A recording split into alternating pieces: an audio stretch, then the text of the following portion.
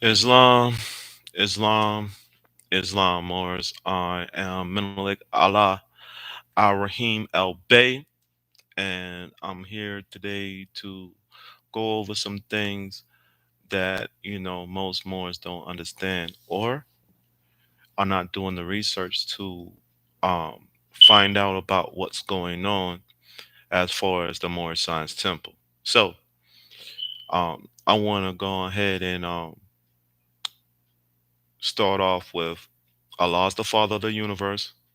Allah is the Father of love, truth, peace, freedom, and justice.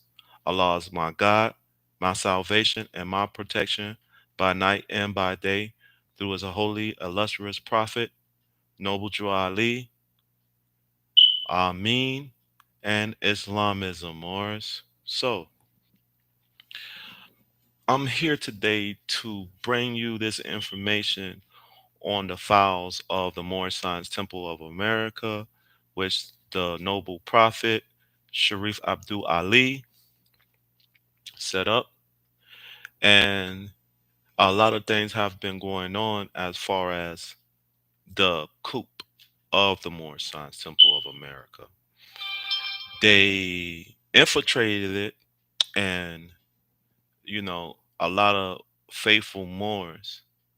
I have to, tip my feds off to you Moors because a lot of you Moors, like CM Bay, um, Mary Cliff Bay, even though, she did a little things that, I say that I wouldn't do in this day and time.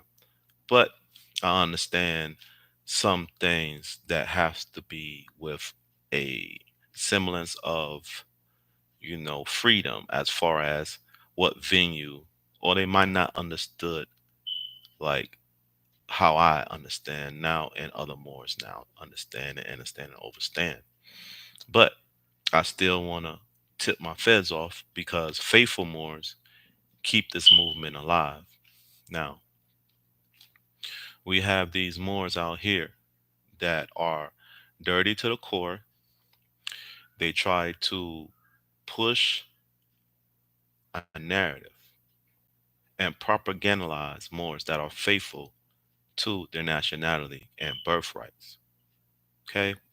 So, I want to start off by saying that all Moors that are not true and faithful in allegiance to this movement that the Holy Prophet brought us, you can take off your turbans and your fezzes, and you no longer need to come and love truth, peace, freedom, and justice because you are a stagnation or an agent to the nation.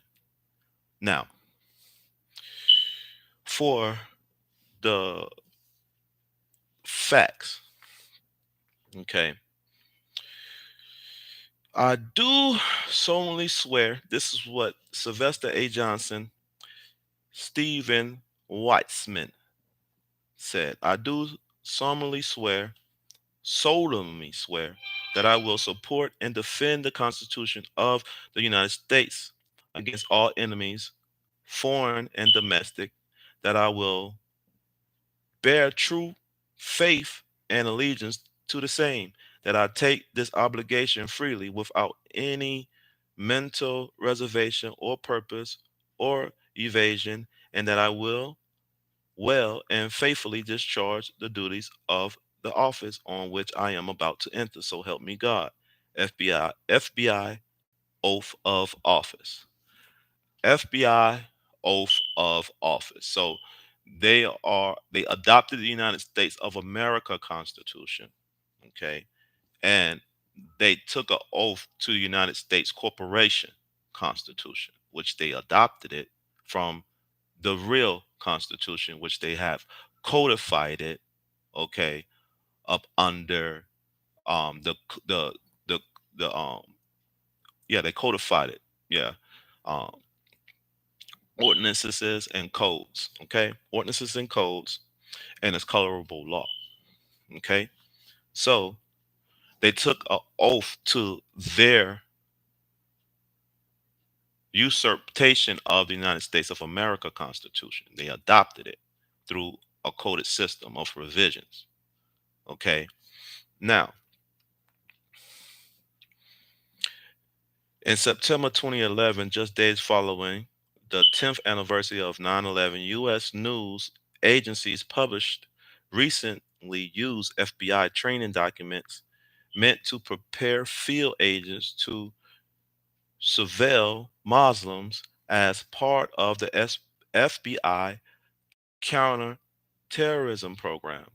The documents included instructional presentations that cast Muhammad, the prolific founder of Islam, as a cult leader, describing the Islamic practice of giving charity as a funding for combat, mechanism for combat, and featured a graph that charted how over the centuries followers of the Jewish and Christian Bible had grown less violent while followers of the Quran did not overlooking events like the Crusades and the Holocaust. For defenders of religious and civil liberties in the United States, the material was shocking in its claim that even mainstream American Muslims were prone to be terrorists or terrorist sympathizers. Okay? The FBI itself was quick to disavow this material when it became public, stating on its website that the material does not reflect the views of the FBI and is not consistent with the overall instruction provided to FBI personnel. And in 2012, it plunged its anti-terrorism training curricula of elements determined by an undisclosed group of subject matter experts to be offensive to Muslims. This kind of hostile mischaracterization of a whole religious and national community was not a blip on an otherwise clean record, however, and it did not come out of nowhere. Rather, it developed from the FBI's long, often torturous relationship, not just with Islam, but with religion in general. Say they warring against the Constitution, but they say they took an oath to. Yeah. As early as 1917, in fact, the Bureau began to target religious communities during wartime in an effort to unearth internal enemies through. In this earlier area, the focus was not Muslims, but members of a Christian community. Certain congregations of the Church of God in Christ, suspected by the FBI of fostering anti Americanism.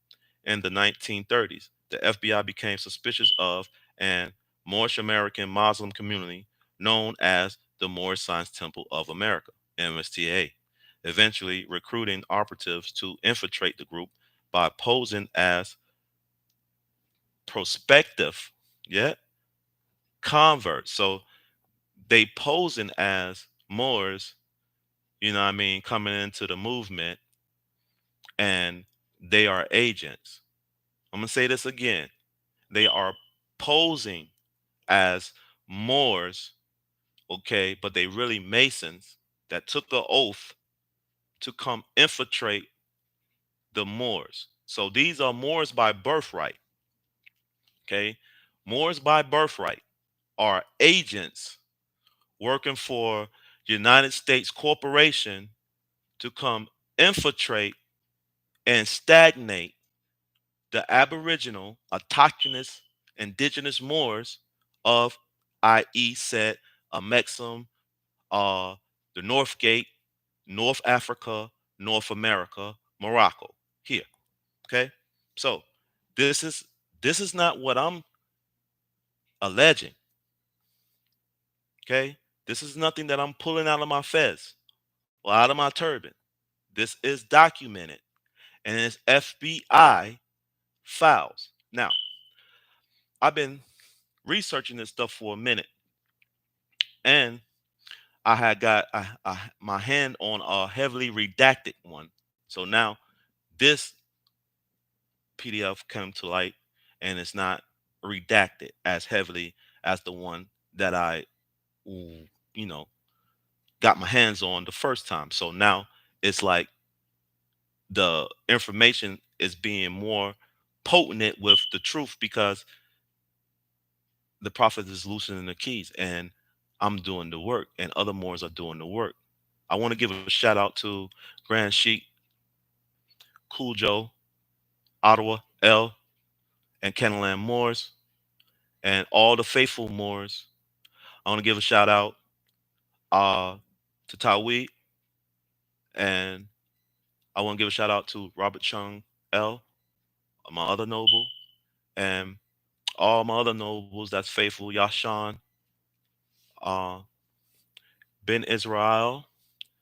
So you Moors know y'all faithful, and all my other Moors that I haven't named right now, the real faithful Moors, y'all know who you are, Mr. Bebe, um, Malik, um, Yusuf Bey, um, all you other Moors, um, my Isbay, my brother Isbay, my brother Amir. Um, so I just want to give those shout outs to those Moors. Those Moors are faithful. Pharaoh Red. Give a shout out to that Moor. And Howell L. I want to give a shout out to that Moor. But yeah, so within the FBI files that we was already on, as far as the Americanism in the 1930s, the FBI became suspicious of and Moorish American Muslim community known as the Moorish Science Temple of America, MSTA, eventually recruiting operatives to infiltrate the group by posting as prospective converts. This strategy proved a harbinger of the Bureau's relationship in the 1950s with the Nation of Islam. Say this again, okay? Because the Nation of Islam, the founders Wally Ford L and Elijah Poole Bay was up under the Holy Prophet El Hajj Sharif Abdul Ali. They study up under the Prophet. So that's why this makes sense. Okay? They did a deal with J. Edgar Hoover, who was a cross-dresser, and he was octagon. He had Moorish blood. He wore a fez in secret. A droom. Yeah, he was a quadroon. That's what he was. A quadroon, a wore fez in secret. So, and he was a cross-dresser too.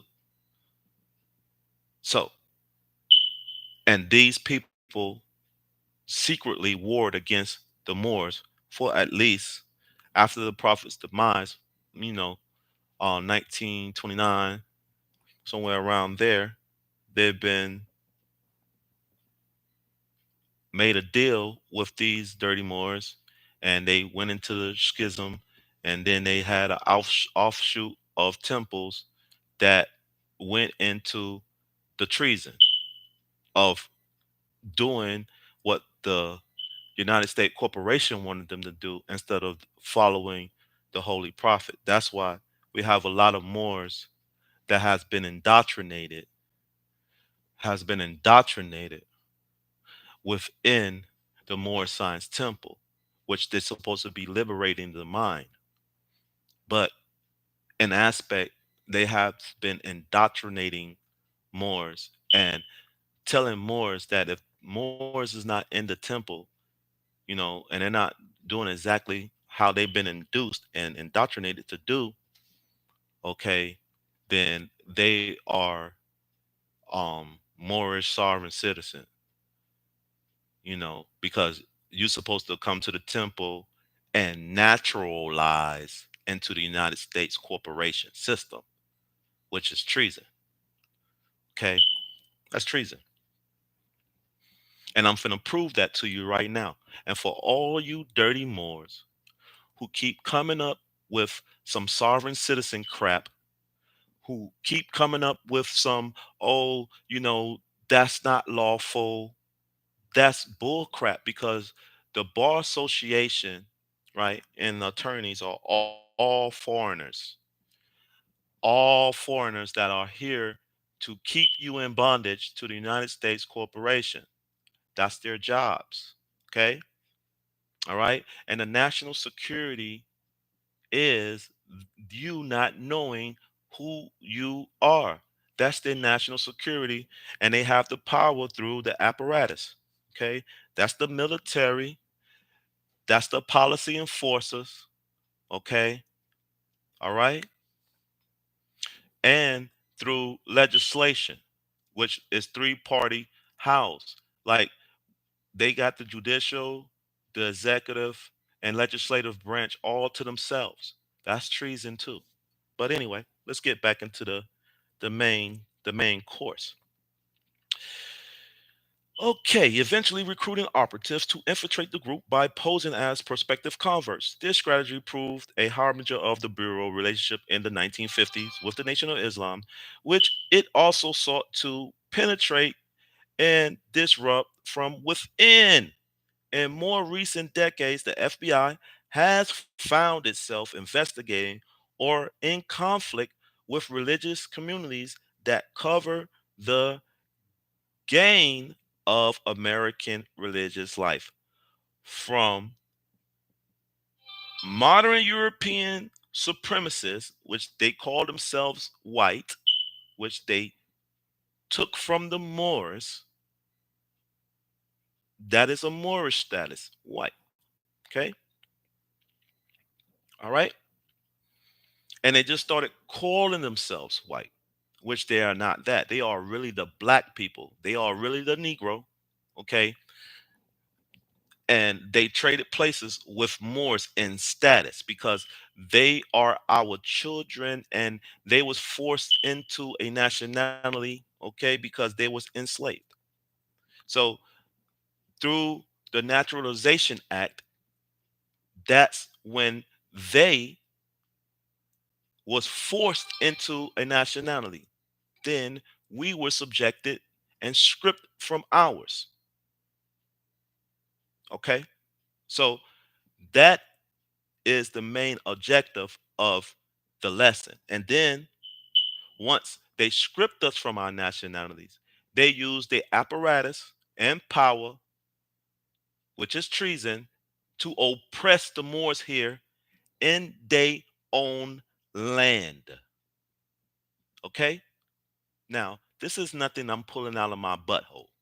Okay. This is straight facts. And I guarantee that it's facts. And and other so-called grand sheik, I will challenge them. Give a care who you are. If you're not a faithful Moor and you're not talking like this, just like Moors in America, okay?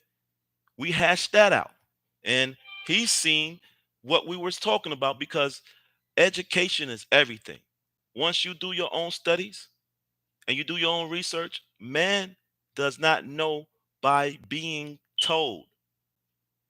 You have to go seek and learn that knowledge.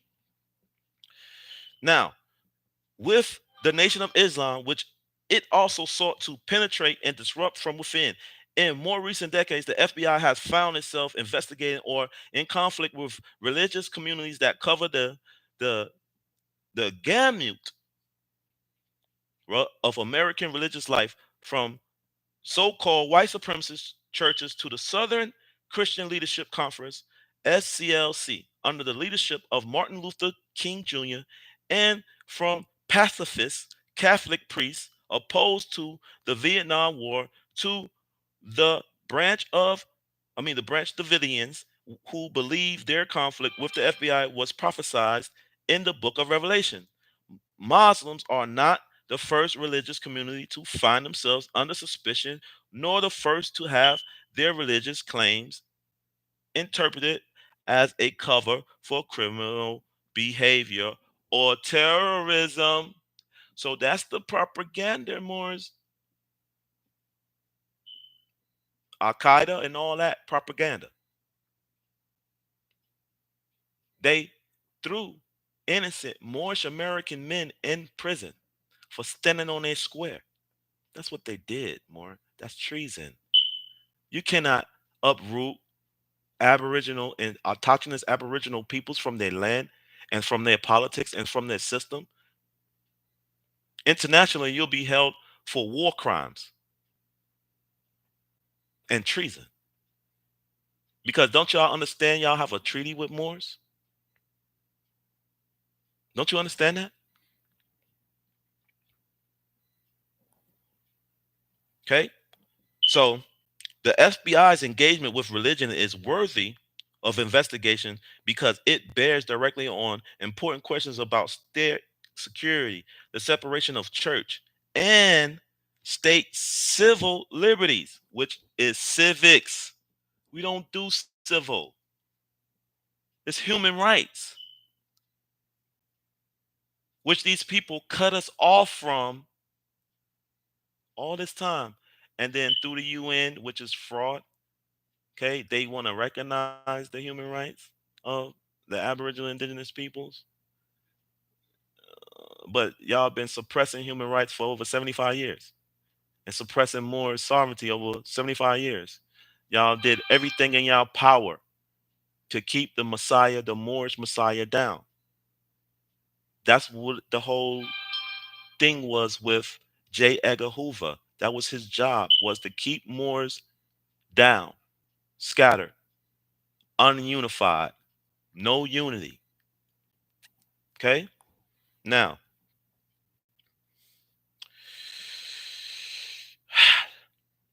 the history of race relations and radicalization and the treatment of political dissent, the experience of 9/11 and its aftermath gave some of these questions new force, but the nation has been struggling with them for practical the entire history of the FBI, and certainly during the tenure of its most famous director, J. Edgar Hoover, who led the Bureau from 1924 to 1972, and who, in his effort to combat communism, that's a propaganda word, it's no communism.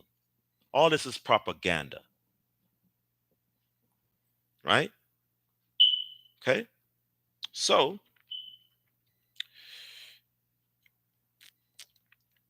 and other alleged threats, right, targeted a number of religious leaders and organizations for investigation and, in some cases, harassment or arrest. This book is an effort to think in a more comprehensive way about the FBI's century long engagement with religion and to understand the history of its interactions and conflicts with specific communities and leaders beyond its impact on governance, law enforcement, and civil liberties. The FBI's interaction with various religious communities is also fascinating for what it reveals about the history of religion in the United States, although it acts on behalf of a secular state and is legally restricted by the First Amendment. The FBI has proven itself to be a significant religious actor and sometimes intentionally so. At times, it treats religious leaders or communities as criminals and enemies, but at other times, the FBI has sought to align itself with religion. One, protect religious communities and to recruit them as allies in its war against these identified as a threat to the public under the democracy. Now, y'all heard that, under democracy, which is fraud, which is uh, not a Republican form of government. Now, when you check the Constitution, you're not going to find a democracy nowhere. Hmm? No democracy. So why they keep saying they have one? They don't have no democracy. You can't have a democracy without the founders of the republic there. Okay? Just like I said, it's treason. All right. So we're going to look at, first of all, how certain things that's already is in the FBI files. And I challenge and one of you damn trolls to say anything. I will email it to you so you suckers can read it by yourselves. Because it's funny to me. A lot of things is funny to me because all these people, especially these people, are agents that work for the United States corporation, and their whole motto is to propagandize the truth and try to engage in noble Moors and troll noble Moors, antagonize noble Moors, and try to discredit noble Moors. But that stuff is not going to work today, buddy. I'm sorry. It's not going to work. So y'all can keep on doing what you do. You can come into the chat and you can say what you want to say, but you dummies are scimitard. You dummies are in a car about to crash and test the car out. All right. So we dealing in high science around here. And first and furthermore, okay, we are dealing with the high science of the higher self. So in that aspect, the FBI already admitted it that they've been doing Moors and they infiltrated the temples, okay, to a more, let's say, domestically attempt to cover up the Moorish heritage, birthrights, okay, and their status here in their own homeland. Now, any modern European, because you're not white, any modern European, okay, because we gave you your nationality that out of his Polish, Scottish, Danish, French, whichever one y'all subscribe to, okay, y'all need to be kissing the Moors' feet for real. Everything has been exposed as far as the Vatican belonged to the Moors, okay? Y'all cooped everything, and that's why y'all did a three-tier system over there in Washington, D.C., okay? All of it is treason.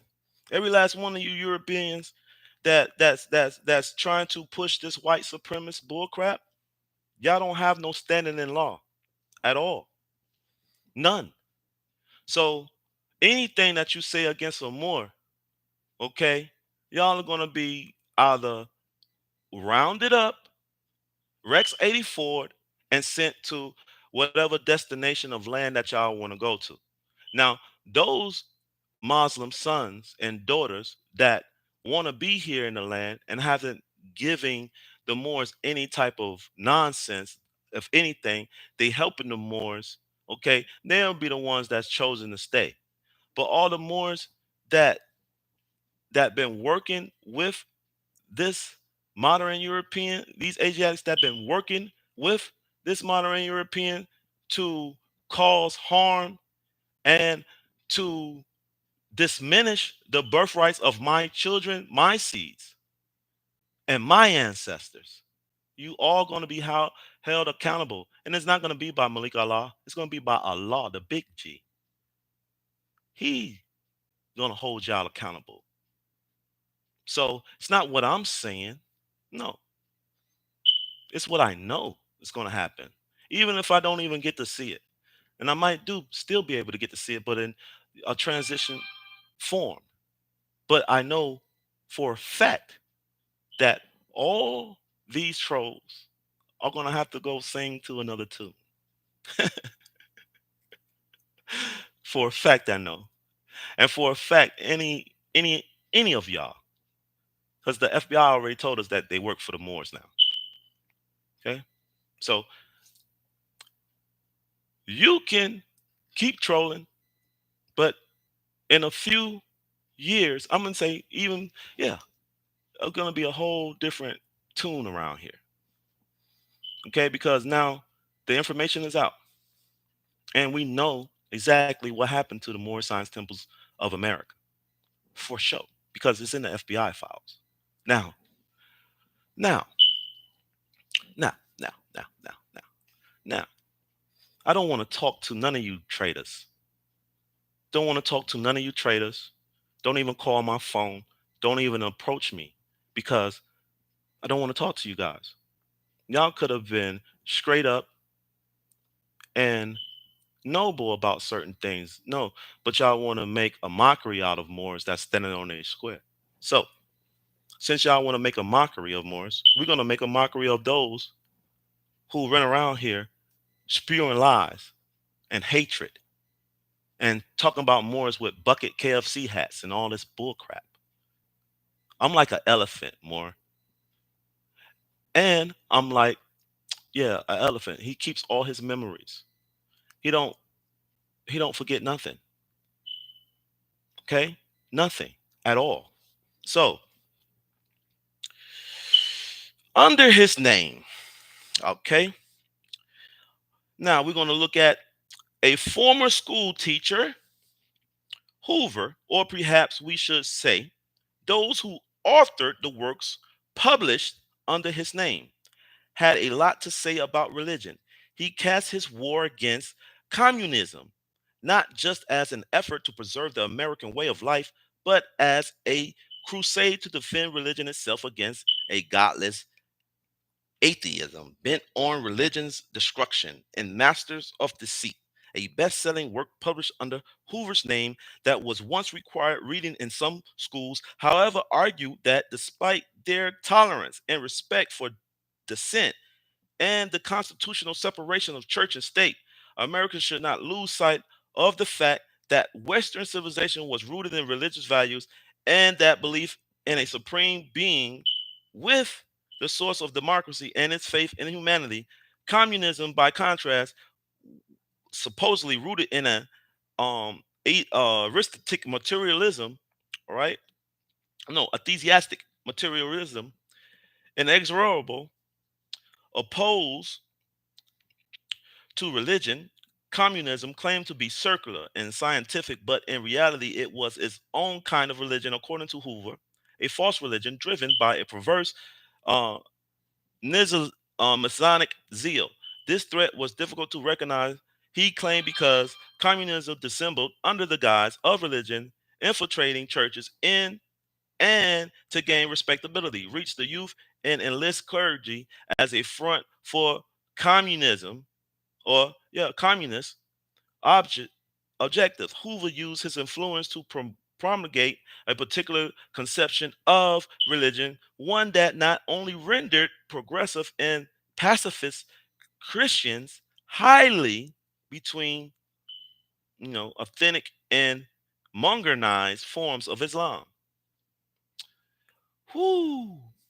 Under his direction, the FBI at once defended the United States and policed the borders between true and false religion. As may have been seen over the course of this book, Hoover's effort had a significant effect. His FBI invested a lot of time, resources, and energy defending the country from subversives. What? Whose religious motives he questioned. His targets included holy outlaws, such as the priest Daniel Bergen, pursued by the FBI during the Vietnam War for his anti draft activities, and also religious leaders never accused of crimes, such as Father Robert F. Durnow, S.J., the first priest elected to Congress, and Rabbi Abraham Joshua Herschel, investigated by the FBI because of his connections to the civil rights movement. As Diane Kirby argues in Chapter 4, the effort to discredit anti-war and other religious activists helped to fragment mainstream Protestantism and to set the stage for the emergency of religious right through, though it too was targeted by the FBI. Now, it was targeted by the FBI. So,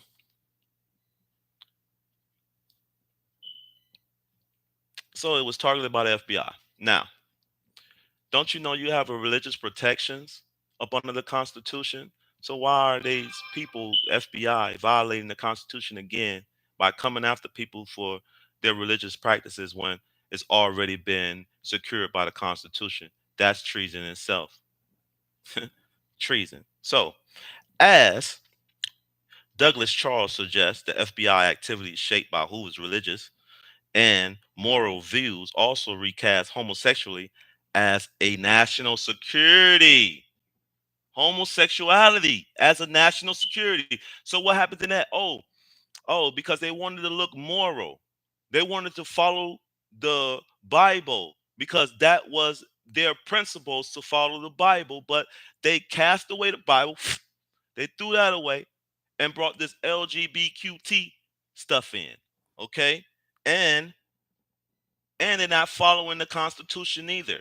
So these people are dead in the water because they had principles that they're supposed to have followed. They had a constitution that they're supposed to have uphold, but they didn't. No, no, no, no, no.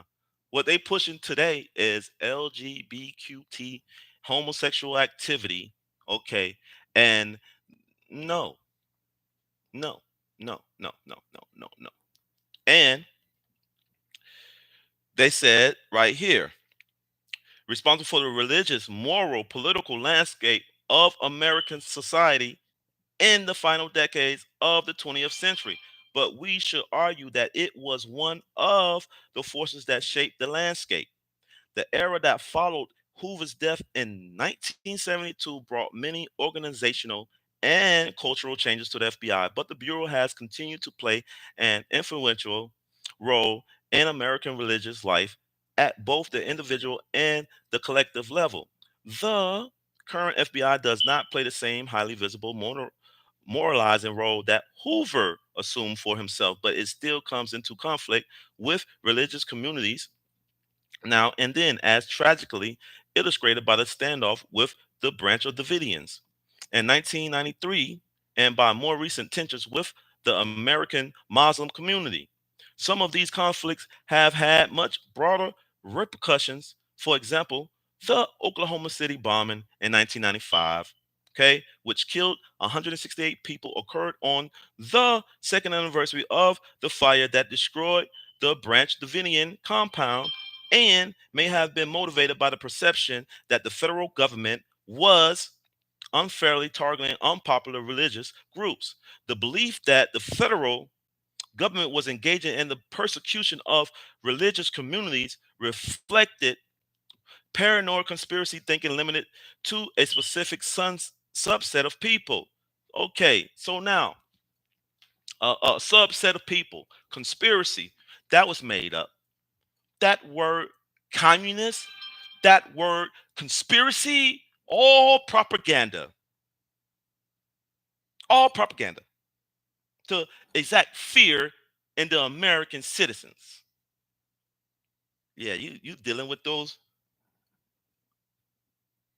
what you dealing with those conspiracy theorists? Nah. What makes you a conspiracy theorist, huh? What makes you a conspiracy theorist? That is you being what? Upright, pure and clean and standing on truth. That's what makes you a conspiracy expert because you're standing on truth.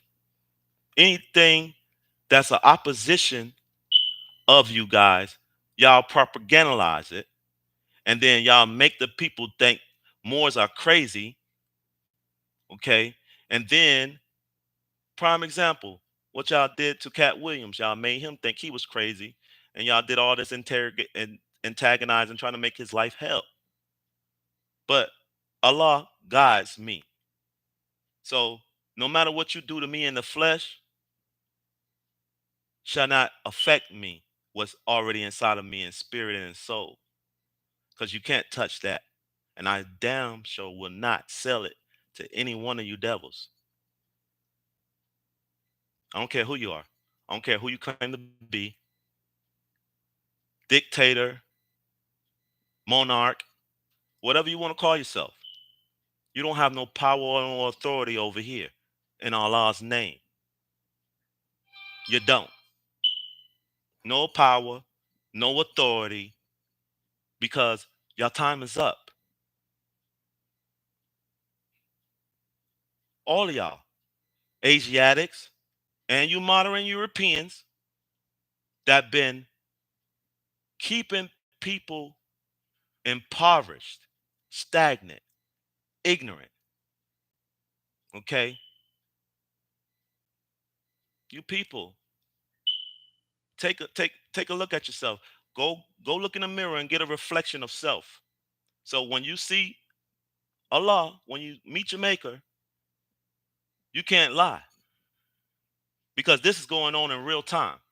And all you people that keep trolling, that keep having something to say out your mouth, that keep talking about Moors is not Moors, hmm, all of y'all are liars.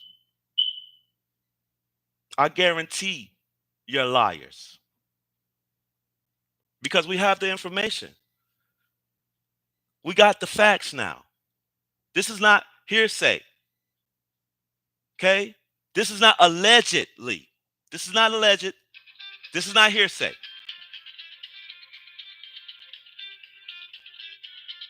okay? None of that. None of that. It's none of that. So, this is what I want people to understand and know, okay?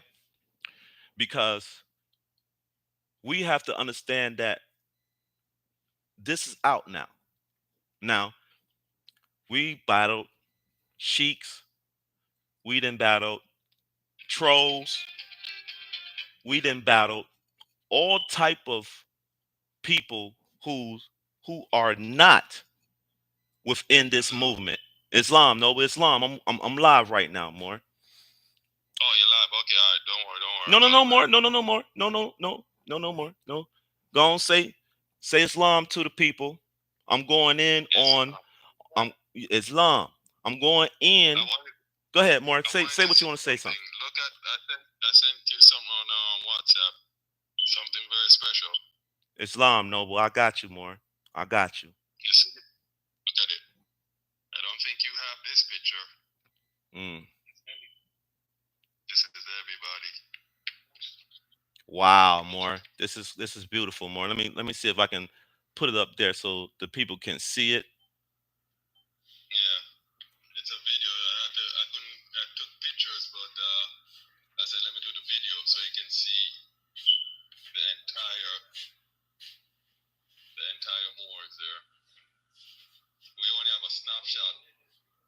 We only have the snapshot of the prophet. Right, more. Right. This is everybody. This is everybody. Yes, more. It's beautiful, more. It is beautiful. And I just showed it to the people that's watching live. And as far as the history and the culture of our illustrious prophet, I want to give honors and I want to give praises to our illustrious prophet. Because if he didn't come and was divinely prepared by the most high, Allah, then we'll still be in a world of trouble right now.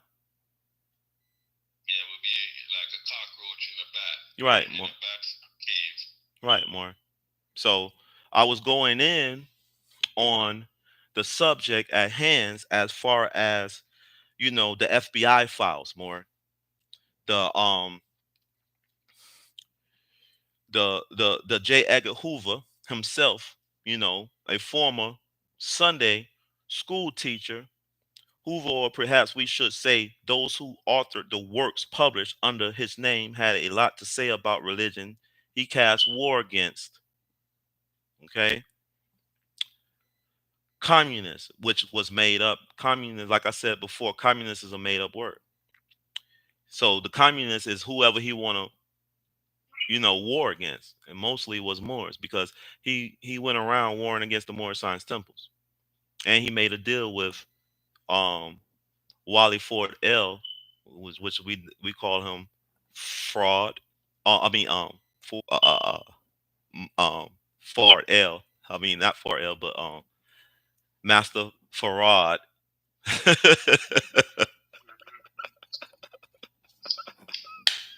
These guys are frauds. Then we have Elijah Poole Bay, Elijah Muhammad. That was all up under the illustrious prophet. Okay. Now, in Masters of the Sea, a best-selling work published under Hoover's name. Yeah, yeah. I got to keep reading that. Hoover argued that despite their tolerance and respect for dissent and the constitutional separation of church and state, which is another lie. No such thing. There's no such thing. These churches is 501c3 tax exempt because more is already tax exempt. So they had to give it to the church instead of giving it to the human. Okay? Then have you come in and naturalize like you a foreigner. You see what I'm saying? You're not a foreigner. See? These people really did a muck on the Moors' psyche. They mentally enslaved the Moors. Okay? They got them running around here talking about their brands, they Negro, they colored, they African American, when in actuality, your race is Asiatic. Okay? Your nationality is Moorish American, pertaining to the Moors. Everything pertaining to the Moors in America. Okay? We're gonna make we're gonna make things simple here. We're not gonna congest and complicate things. We're gonna make them simple. Okay? Now, I have been attacked online. I have been trolled online. I have been ridiculed online, debates online. Now we have factual receipts. Like I said before, I challenge any Grand Sheik at any of these modern European temples that they converted our prophets' lessons and they naturalizing Moors into a system of a corporization, a corporization. Okay, that's only in existence on paper. But these people hold the apparatus, which is the military, the policy enforcement. Okay, that's where their powers lie. Okay. And like I said again, legislative, executive, and judicial, they control all branches of government. That's treason against the Constitution, against Moors. That are two-party nation here. That's why y'all went through civil rights. So y'all can civically put us in slavery through y'all naturalization act. Okay? Y'all want to naturalize us instead of letting us nationalize. That's treason. We cannot be naturalized when we are already the nationals here by birth. Okay? So so for those who want to sit up here and try to talk crazy and say that Moors don't know what they're talking about, Moors don't know the law, Moors don't know the history. Well, law and history govern all events. Say it again. Law and history governs all events. Moors. So, this is a notification, a proclamation for all my Moors that upright, pure, and clean, that you have your national birthrights. So come claim it. Okay? They have been internalizing domestic violence against the Moors here in their own land. That's just like you beating your wife in the home. You're beating her and beating her and beating her and beating her and beating her and slapping her and beating her and slapping her and beating her and beating her and slapping. Then tell her, come here, baby, give me a kiss. After you then beat and slapped her and punched her down and kicked her and punched her down and slapped her again. Then you're gonna tell her, baby, go in there and make my dinner and give me a kiss, right? That's insanity. I'm gonna say it again. That is insanity. Okay? So anybody that want to talk smack about Moors do not belong here, that's a lie. That's a lie. They changed the maps. See, Moors, we studious here. We are studious here, and we don't play no games with our principles. And those are five principles. And you devils gonna lay down with the seven. Because what I mean with the seven, because it's seven attributes to everything in life. Okay? So if you're not if you're not honorable, you're not a noble, and you're not in tune with what's going on, then okay, that's on you. I'm not here to hold your hand. I'm here to bring you the message. And it's up to you to what? Interpret that message. That's him. Simple, more? Yeah, it's simple, more. It's that simple. Now, best-selling work published under Hoover's name that was once required reading in some schools. Hoover argued that despite their tolerance and respect for dissent and the constitutional separation of church and state, America should not lose sight of the fact that Western civilization was rooted in religious values and that belief in a supreme being was the source of democracy and its faith in humanity. Communism, by contrast, was supposedly rooted in the what do you say, atheistic materialism, inexorable, opposed to religion. Communists claimed to be secular and scientific, but in reality, it was its own kind of religion, according to Hoover, a false religion driven by a perverse Masonic zeal. This threat was difficult to recognize, he claimed, because communism dissembled under the guise of religion, infiltrating churches and other to gain respectability, reach the youth, and enlist clergy as a front for communist objectives. Hoover used his influence to promulgate a particular conception of religion, one that not only rendered progressive and pacifist Christians, highly suspected, but also distinguished left learning Jews from Judaism and differentiated at once defended the United States and policed the borders between true and false religion, which is all a damn fraud. Okay? All of it, all of it fraud. I'm gonna say it again. All of it fraud. The Constitution protects your religion, and they don't have a scope to hinder that. It's treason. Now, as may be seen over the course of this book, Hoover's efforts had a significant effort. His FBI invested a lot of time, resources, and energy defending the country from subversives whose religious motives he questioned.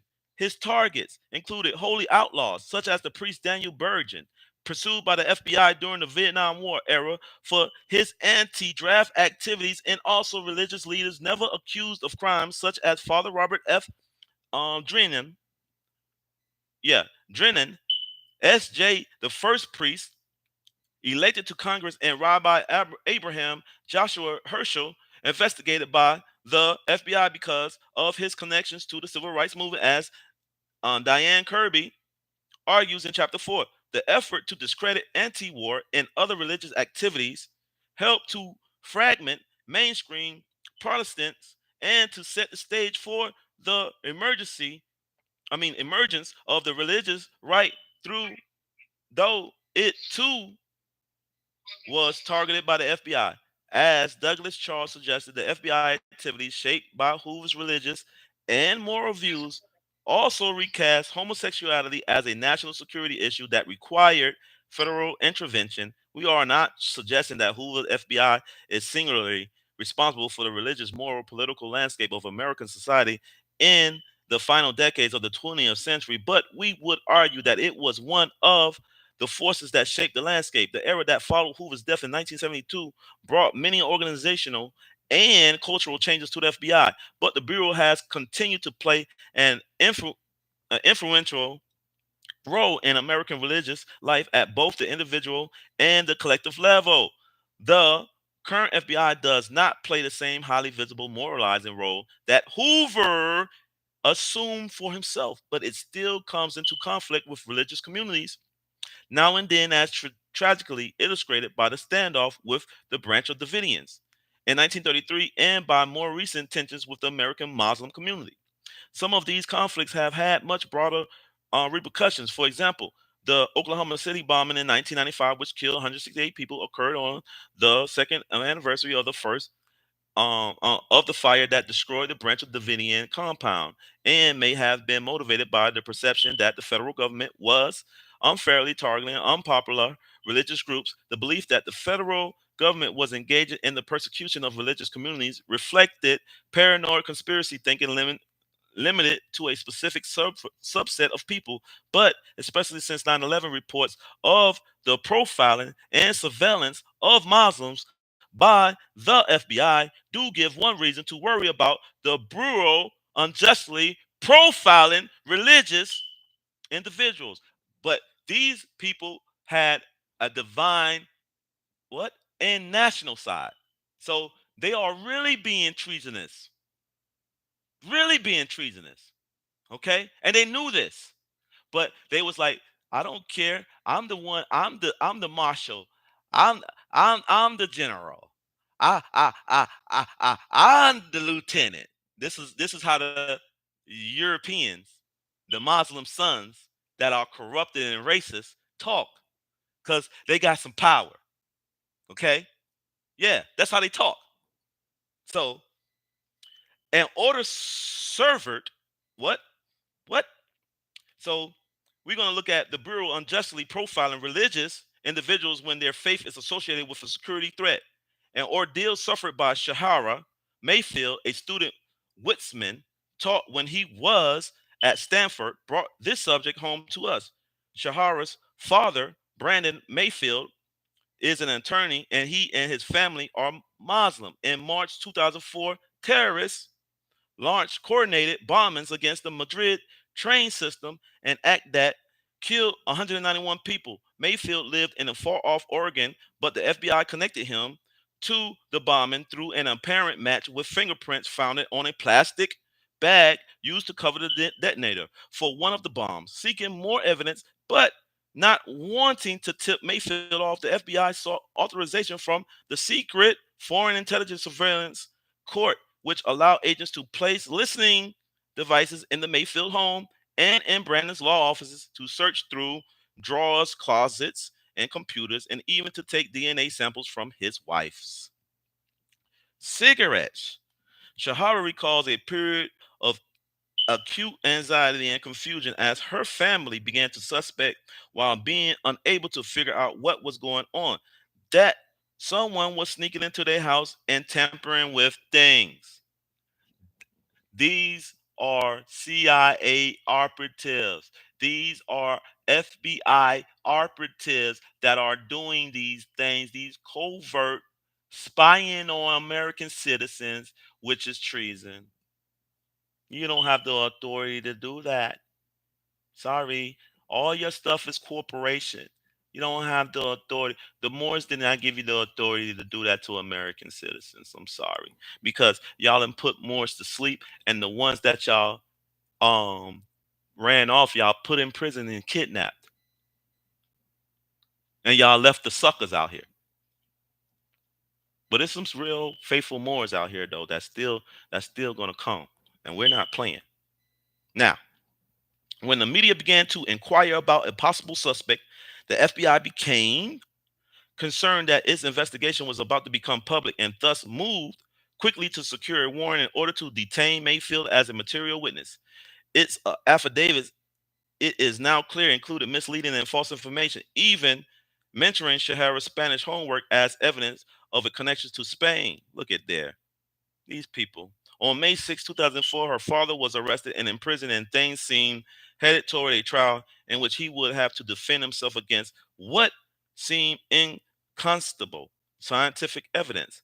What saved him was the intervention of the Spanish police, who had contested the FBI's fingerprint match from the very beginning, and then finally undercut the FBI's case by announcing that the prints pointed to an Algerian named uh, Anand Dodd. The error were so egregious that the FBI admitted that its identification of Mayfield had been mistaken, and it acknowledged for the first time that it had used a secret search warrant to copy and seize material, including DNA, seeking to avoid a lawsuit that could undercut the constitutionality of its actions. The government agreed to pay $2 million in restitution to the Mayfields and issued a rare public apology. What? A rare public apology? Oh, okay, because they knew they fucked up. Excuse my language. They know they messed up. Yeah, they know they messed up. Okay.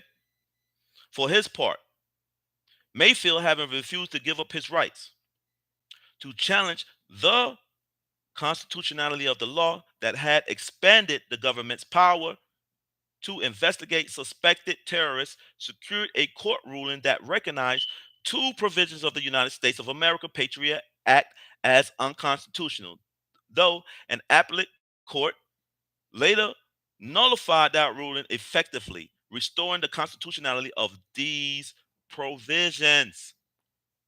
Aside from the lessons this story holds about the unreliability of fingerprint evidence and about the proper legal response to terrorism, it also reveals how, decades after Hoover's persecution of clergy, he deemed, right? Hold up.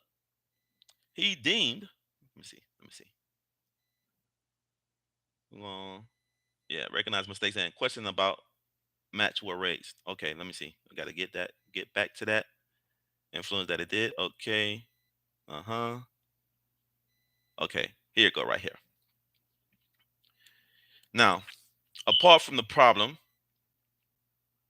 no, Mayfield religion was known not to the fingerprint examiners at the time they made the match. It may have been a factor in the FBI's failure to revisit the identification or to recognize its mistakes after questions about the match were raised. Apart from problem of continued religious profiling, the contemporary FBI has acted in other ways that raise questions about its approach to religion.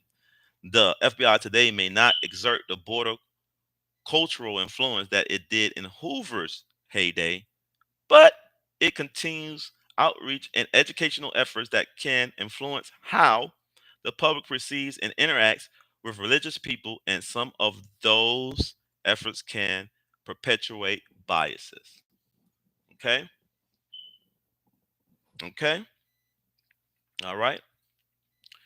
In November 2015, for example, the New York Times reported that the FBI was launching a new educational tool and an interactive computer program meant to train teachers and students to prevent young people from being drawn into violent extremism. The program, called Don't Be a Puppet, features a sequence of games and tips meant to help the viewer identify someone being recruited to an extremist ideology. While the FBI saw advance from religious and community leaders, the program has raised strong objections from Muslim and other religious and civil rights leaders who note that it focuses mostly on Islamic extremism and exaggerates the threat that such extremism poses to schools, especially in comparison to gun violence. The program is based on flawed theories of radicalization. Noted counterterrorism expert Arjun Sethi, who was invented to give feedback on the program. It assumes that individuals radicalize in the exact same way and it's entirely discernible. But it's not, and the FBI is basically asking teachers and students to suss these things out. In the wake of this and other public criticism, the FBI suspended the program for several months, but it was not to be deterred and has recently relaunched a new version of the website. See https://cve FBI government /home HTML, which, while careful to emphasize the FBI's respect for religious liberty, operates accordingly to the same theory of radicalization that alarm critics such as Sethi and might still encourage teens to profile their Muslim peers. See, nothing but propaganda. That's why you have these Karens on the phone. Oh, radical Muslims, they out here. They trying to take our land. Oh. First of all, this is not your land. Second of all that all that lying, all that propagandized um bull crap that these people are spewing. It's no longer is going to be rocking in the year 2024. It's not going to rock. And if they think it's going to rock, they can kick rocks. They can kick rocks with a big toe and bust it to the white meat, getting the HELL away from around here. Okay? That's what they can do. Because we're not going to tolerate that. Because, first of all, we're going to ask you what's your nationality. That's the first question. And if you can't answer what your nationality is, then you're gonna have to go sit in the dunce corner over there. Because we're only dealing with the high science of the national principles.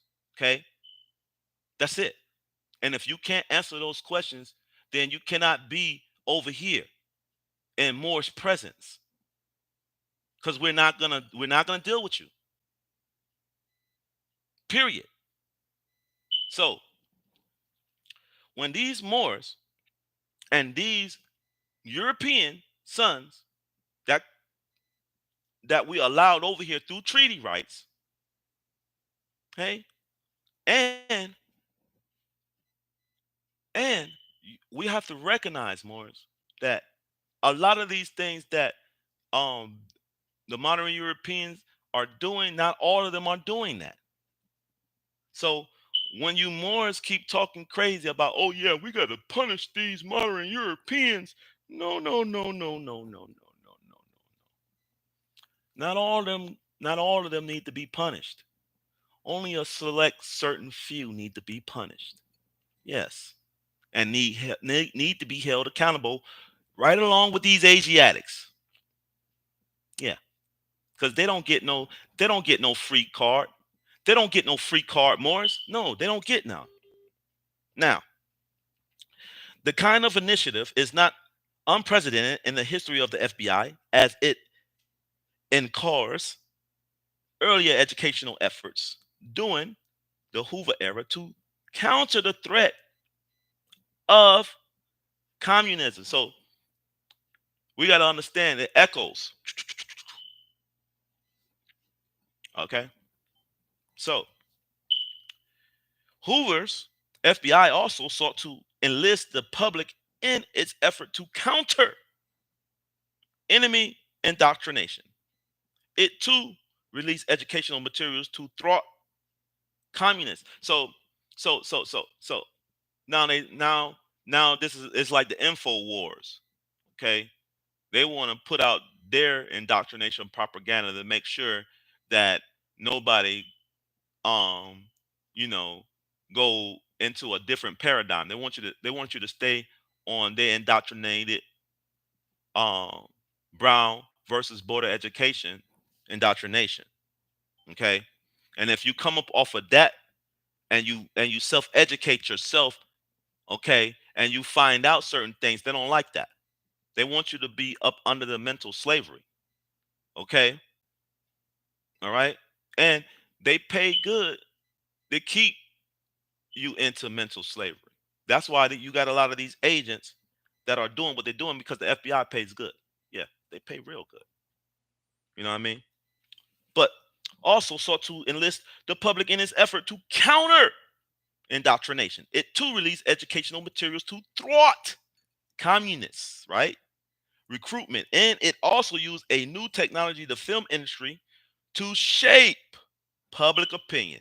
So it's telling you all they tricks and trades. They use Hollywood, television, propaganda, crisis actors and actress. They use them to lie to your face. Say it again. To lie to your face to make you believe that crap. That's what they do. Yeah. So technology, the film industry, to shape public opinion, whether we are dealing here with an ingrained institutional habit is unclear. But the Don't Be a Puppet episode shows that decades after the Cold War, the FBI continues to see it as part of its role to counter the indoctrination efforts of a dangerous but hard to recognize enemy. And this dispute a 9/11 Commission recommendation in March 2015 are certain that the FBI is not an appropriate vehicle for producing prevention programs to oppose violent extremism because they are the ones who's controlling it and they are propagating the extremism. They are the ones who are doing this stuff. It's nobody coming over here blowing us up. The FBI is orchestrating these things and they setting up innocent people for them. Okay? And they've been doing this. They've been doing the trick, you know, pull the rabbit out of the hat trick. They've been doing this. This is nothing new. This is nothing new. Nothing's new up under the sun. It's nothing new. They've been doing this. They're doing it now. Okay? So now, efforts will perpetuate discrimination against religious minorities. Now, who's a minority? Hmm. I'm not a minority. I have a nationality.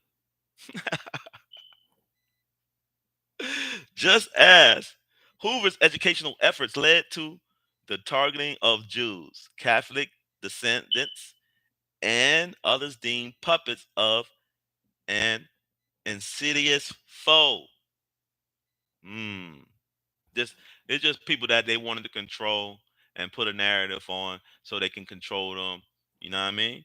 Now, the pre the persistence of these issues is reason enough to look more carefully into the FBI's relationship with religion, how officials and agents learn about religious communities, what preconceptions conceptions they bring to their interactions with religious individuals and communities, how the Bureau balances its investigatory and enforcement goes with the obligation to respect civil liberties and what can be learned from past mistakes and misdeeds. We come to this subject, however, not as experts in law enforcement, but as scholars of religion. And our goal in this volume is to understand the FBI as part of the history of religion. What do past interactions between the FBI and various religious communities tell us about the relationship between church and state, not just in a legal sense, but as that relation actually unfolds in moments of crisis? How has the influence of religious ideas, values, and biases inflected the government's treatment of Moorish Americans, Jews, Muslims, Mormons, um gay men and other groups? But see, we ain't even gonna talk about gay men because you have human rights. Now, if you want to go out here and sleep with who you want to sleep with, that's your business. You sleep who you want to sleep with. But LGBTQT and all this junk, you don't have no rights for that. Sorry. You can't go running around here portraying to be a woman and try to date straight individuals. That's treason.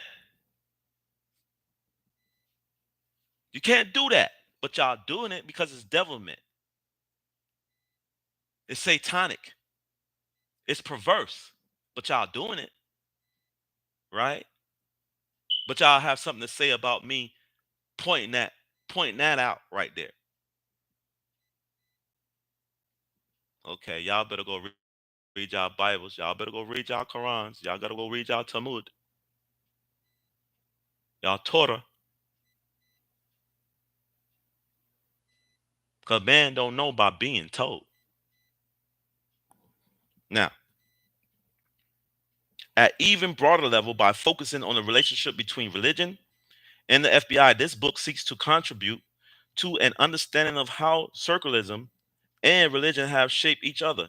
In recent decades, scholars of religion have come to rethink the categories of secularity and religion, attending to how their relationship to each other in American culture is constantly being transversed, contested, and revised. The FBI is such an illuminating case study from the perspective of this larger interest because its duties require it to move back and forth between the two realms to operate outside religion, yet also to negotiate with it, investigate it, infiltrate it, combat it, defend it, co opt it, emulate it, and treat it as an ally. We would by no means collapse the distinction between the FBI and religion. This book is born of our respect for the First Amendment and its separation of church and state.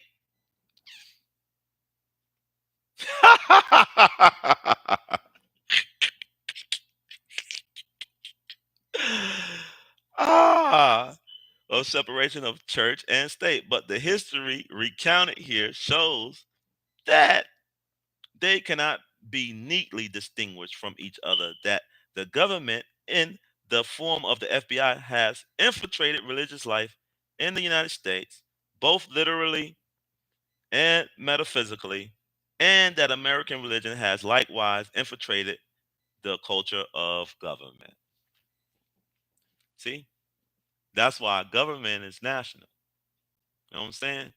These people has been using colorable law and they state apparatus to antagonize, to domestically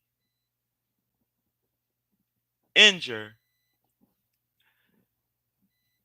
metaphysically injure, and taint Moors by calling them Negro, colored, African American.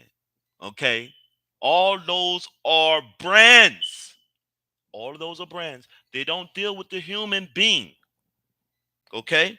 Which like I said, the Naturalization Act was forced upon the European. So if it was forced upon the Europeans and the pale skinned nations to get their nationality, it should be forced upon my nation to get theirs too. So everything will be even here, right? But nah, y'all won't. It won't be even because we still have birthrights. We still have authority here as a government, not as no sovereign citizen. We have a government. It is two seals on the $1 bill. Two seals.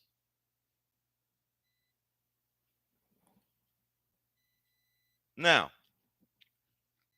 culture of government. This book is the first sustained attempt to investigate the religious dimensions of the FBI history, but we hasten to note important precedents to which we are indebted for information and guidance. A monograph by Stephen Rosewarm, right, investigates the FBI relationship to the Catholic Church. There are many important studies of the FBI treatment of Martin Luther King Jr., as well as its standoff with Branch Davidians and other faithful episodes. In addition, voluminous and important scholarship explores the history of the FBI in general, its treatment of Moorish Americans and other minorities, the biography of Hoover, the role of the FBI in the Cold War, and other topics directly, right? Directly German to the subject. The chapters in this book uncover facts and insights. The chapter in this book uncover facts and insights that go beyond this previous scholarship.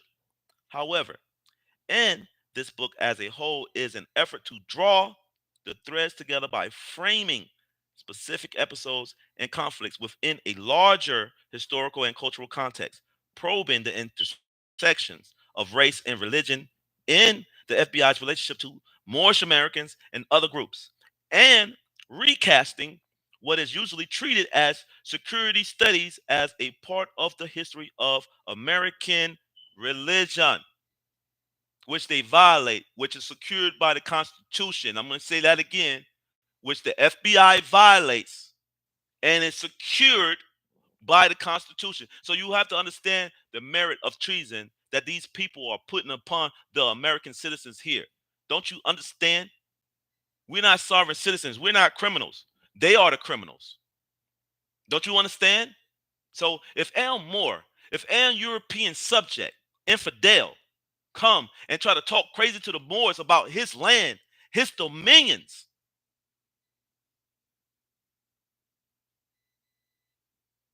you know, you don't have no talk for me. You don't have no talk for me at all. I don't even want to hear nothing coming out of your mouth. And I don't want to hear it, because if you cannot be truthful and you cannot stand on the truth, then you cannot stand with me. Period. I don't care who you are. Because of our scholarly abilities by themselves did not suffice for such an undertaking, we established a range of scholars from a variety of subfields, specialists in FBI and U.S. history, but also experts in Moorish American religion, the Cold War, new religious movements, American Jewish culture, which which they want to say Jewish, but it's no such thing.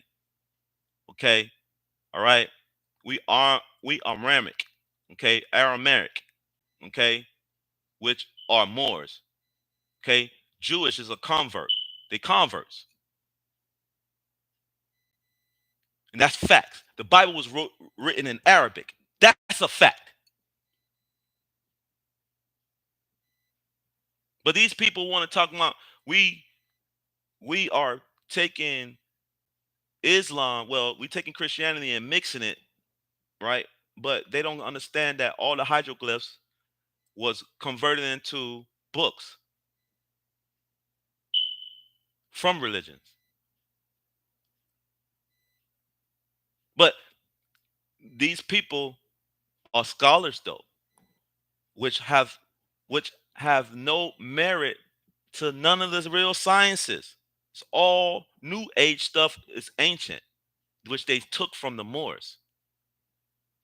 Okay, just like masonry, they took that from the Moors. It's more science. Now, now, now, because no, we're gonna go back. Specialists in FBI and U.S. history, but also experts in Moorish American religion in the Cold War. I read that. Now we're gonna go into the essays, ask different questions, are written in different styles, employ different approaches, but we have endeavored to integrate their contributions into a narrative that takes the story from the beginning of the FBI to present monument, a moment from the Civil War, the guided age to Waco standoff, 9/11, and its aftermath. So all those were the 9/11. Those are all orchestrated by them. They conducted all 9/11 and all that. They blew it up.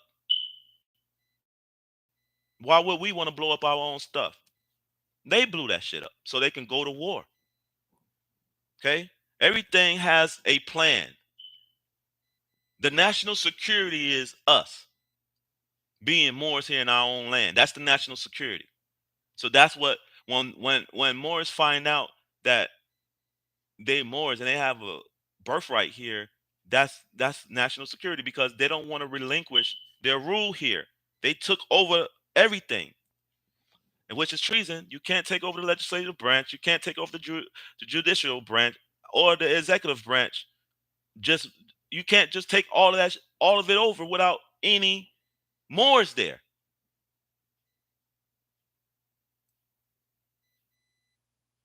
You can't do that. The treaties, okay, y'all don't even value those. That's why y'all are treasonous. Not all of y'all. The ones who know law and you go to them in an intelligent tone, they understand you. But these clowns, these bozos on the internet, don't even know how a Moor is living for real. Moors do this for real. Y'all just get on the internet and troll and talk smack like y'all know something. Y'all don't know nothing. Y'all don't know the real Moor. You want to laugh at a Moor? Ha ha ha ha ha ha ha. Y'all are Negroes, black. No, you the Negro. If you want to be technical, okay? But we forced y'all into a nationality. That was the Naturalization Act. Okay? All right? So, a survey of histories of the FBI works such as Rodri Jeffrey Jones, The FBI, A History, and Tim Warner's Enemies, A History of the FBI reveals that there are many ways to recount the history of the FBI in many ways to partition or yeah, partition that history into um discrete periods. The following chapters are organized in roughly chronological order and fall loosely into three major periods. One, the decades leading up to the moment when the FBI was first established and began to develop practices and objectives that would shape its interaction with religious communities. Number two, the era of the Cold War and the Civil Rights Movement, the era of Hoover and Martin Luther King Jr., wherein religion played a central role in the war against communism and in efforts to quell dissent against U.S. government policy.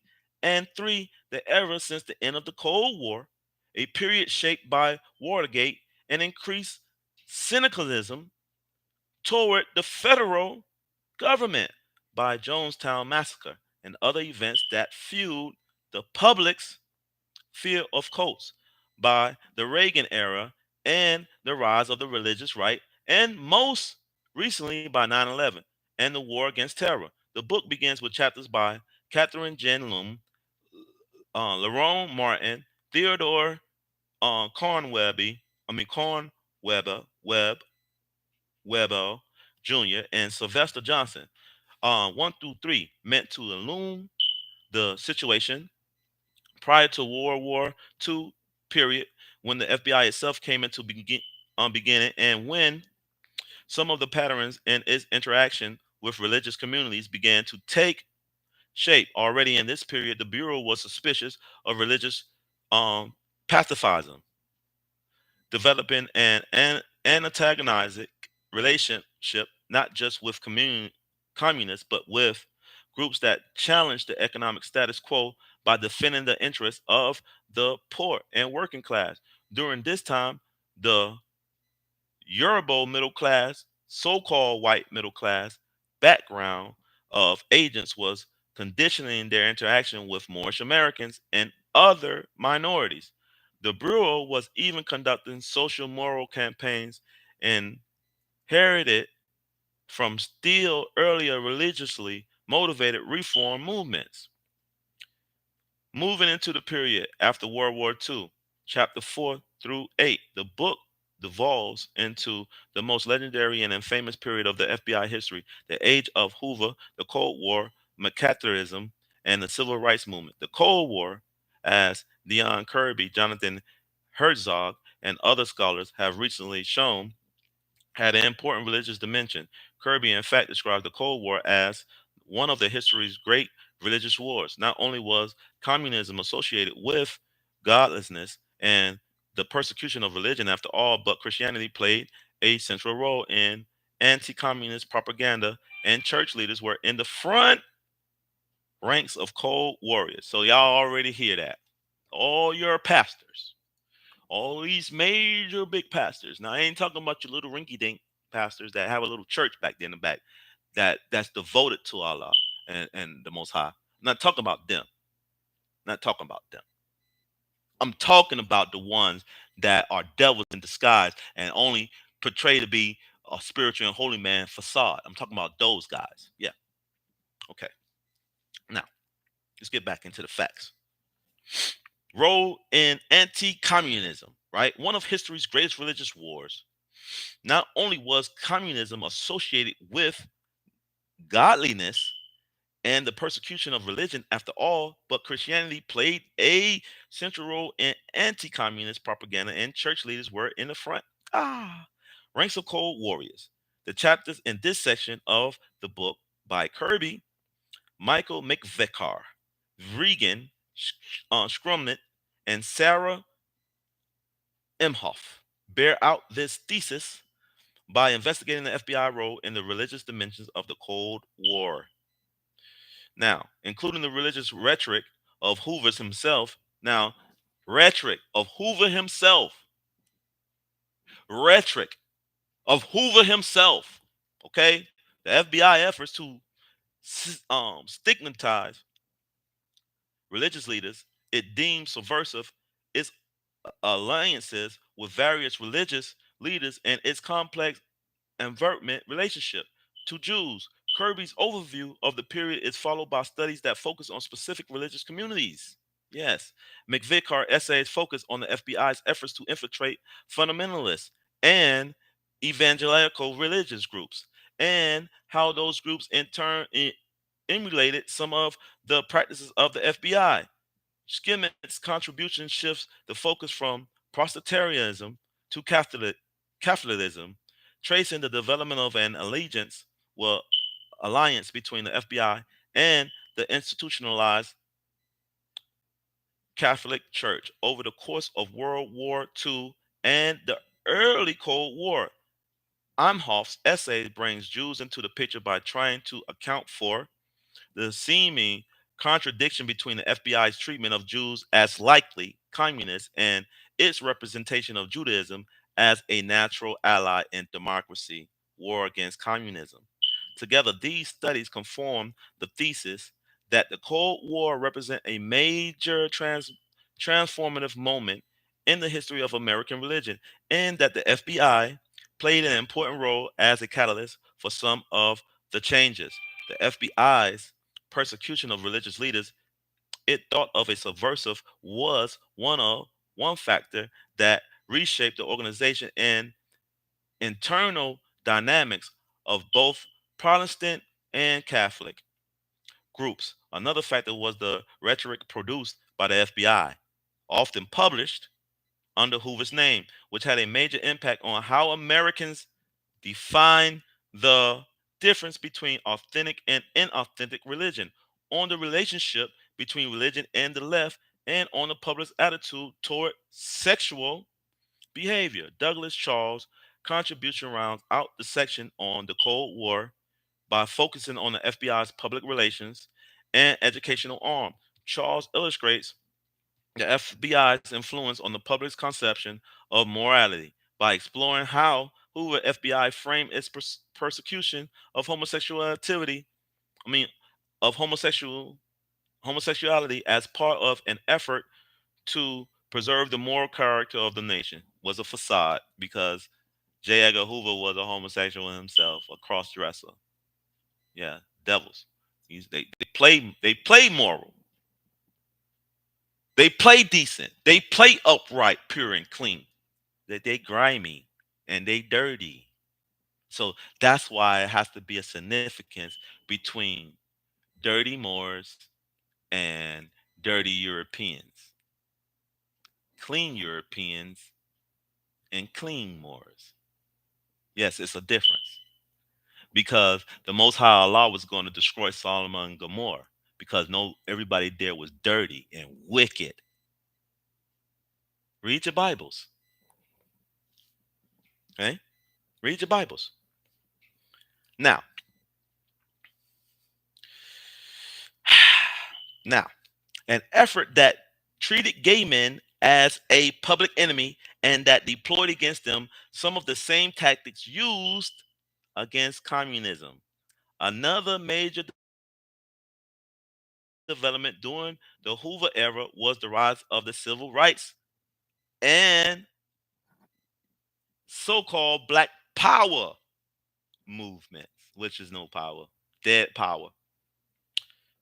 Rooted in organized social activism, both movements challenged fundamental structures of anti black racism that ranged from legal apartheid to the state murder of unnamed blacks that typically occurred through political policing of Moorish American neighborhoods. See, see.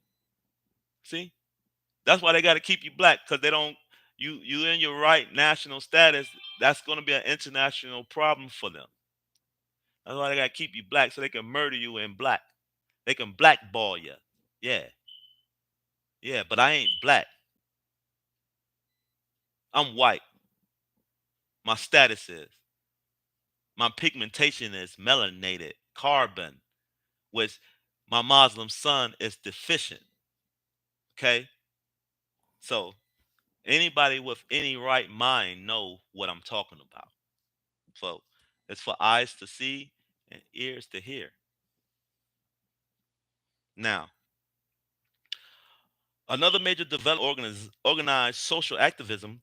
Both movements challenge fundamental structures of so-called anti-black racism that ranged from legal apartheid to the state murder of unarmed so-called blacks that typically occurred through policing of Moorish Americans, neighborhoods, the political aims and strategies of Moorish liberationists also extended to U.S. foreign policy, including critiques of U.S. colonialist practice in the third world and revealed connections between structural poverty within the United States and the expansion of the nation's global military infrastructure. The FBI viewed these developments as constituting a massive Moor rebellion, which they say Negro, which they are the Negro.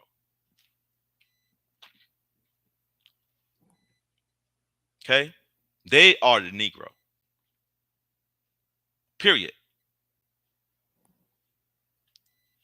And Hoover identified Martin Luther King Jr. in particular as its de facto leader, placing the organization that he led the Southern Christian Leadership Conference because, Martin Luther King was a 33-degree Mason, you know, and all these Masons, they all sit in the lounge, they all sit back and drink tea and, yeah, and sign checks and do shady deals and devils in the background.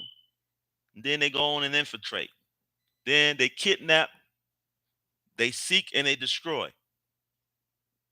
Okay? That's what they do. Now, de facto leader placing the organization that he led, the Southern Christian Leadership Conference, okay, in the Bureau's sights as a domestic security threat. Now, because he wasn't abiding by their rules, you know what I mean? He started talking too much. He started telling the people what it is. I brought y'all into a burning house. Yeah.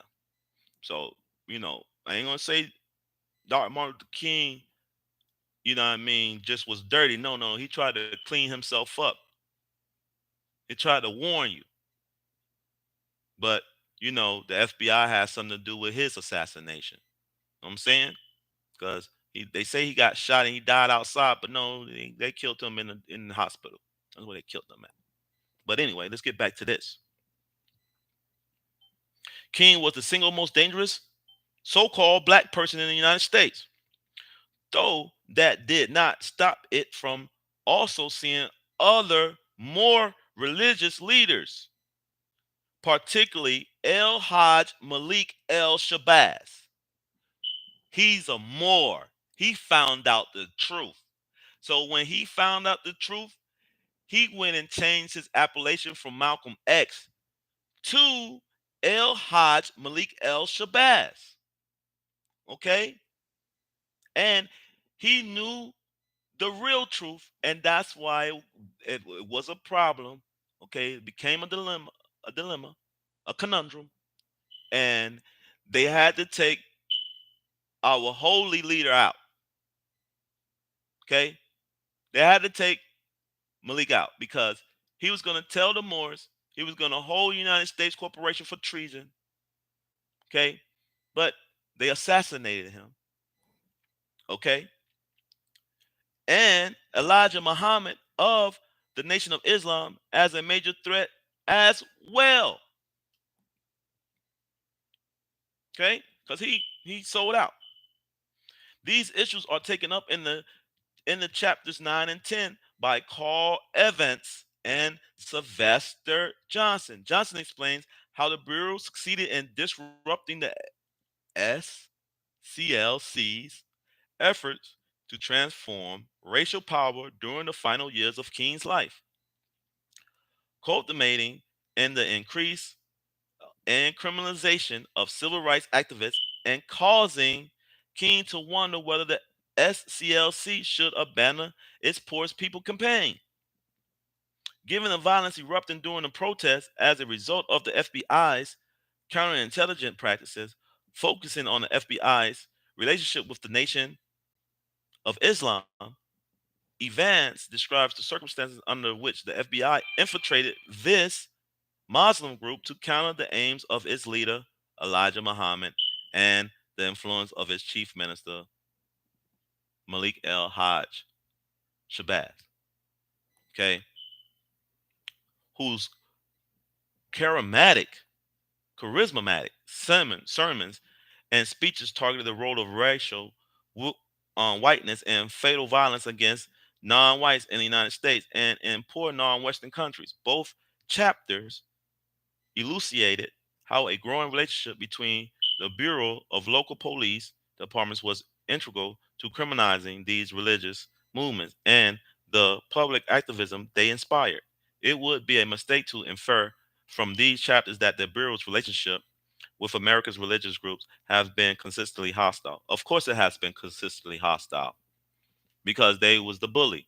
They've been running around um casting their authority on people, harassing them, antagonizing them, breaking into their homes, messing with their stuff, sending people to you know go through all their stuff and keep close tabs on them. They're still doing it right now to this day with the whole um rushing the Capitol over there in Washington D.C. All that was staged by the FBI too. So go do your research. All right. Now let's get back into this. The relationship between the FBI and the Mormons is a fascinating. The Mormons is a fascinating example in that regard.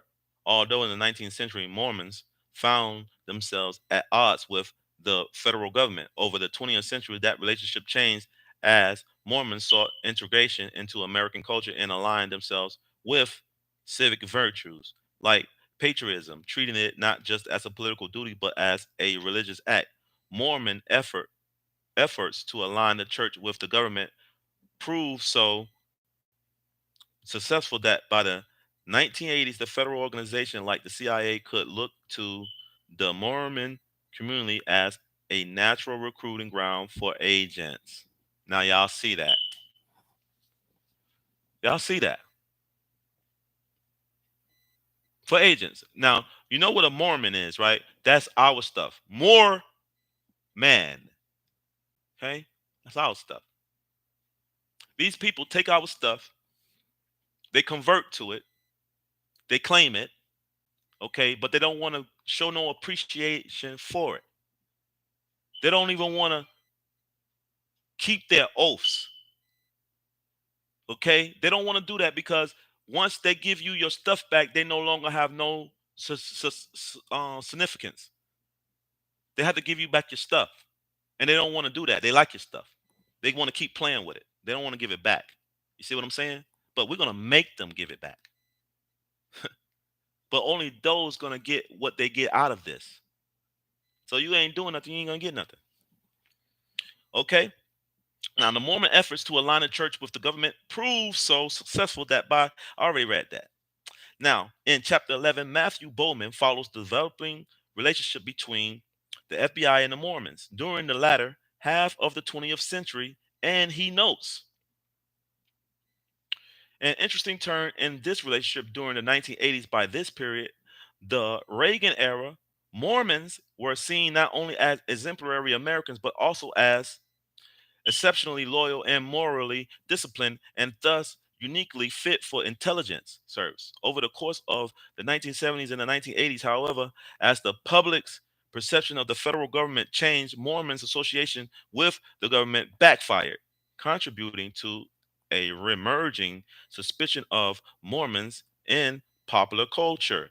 The public image of the federal government and Mormons developed in parallel.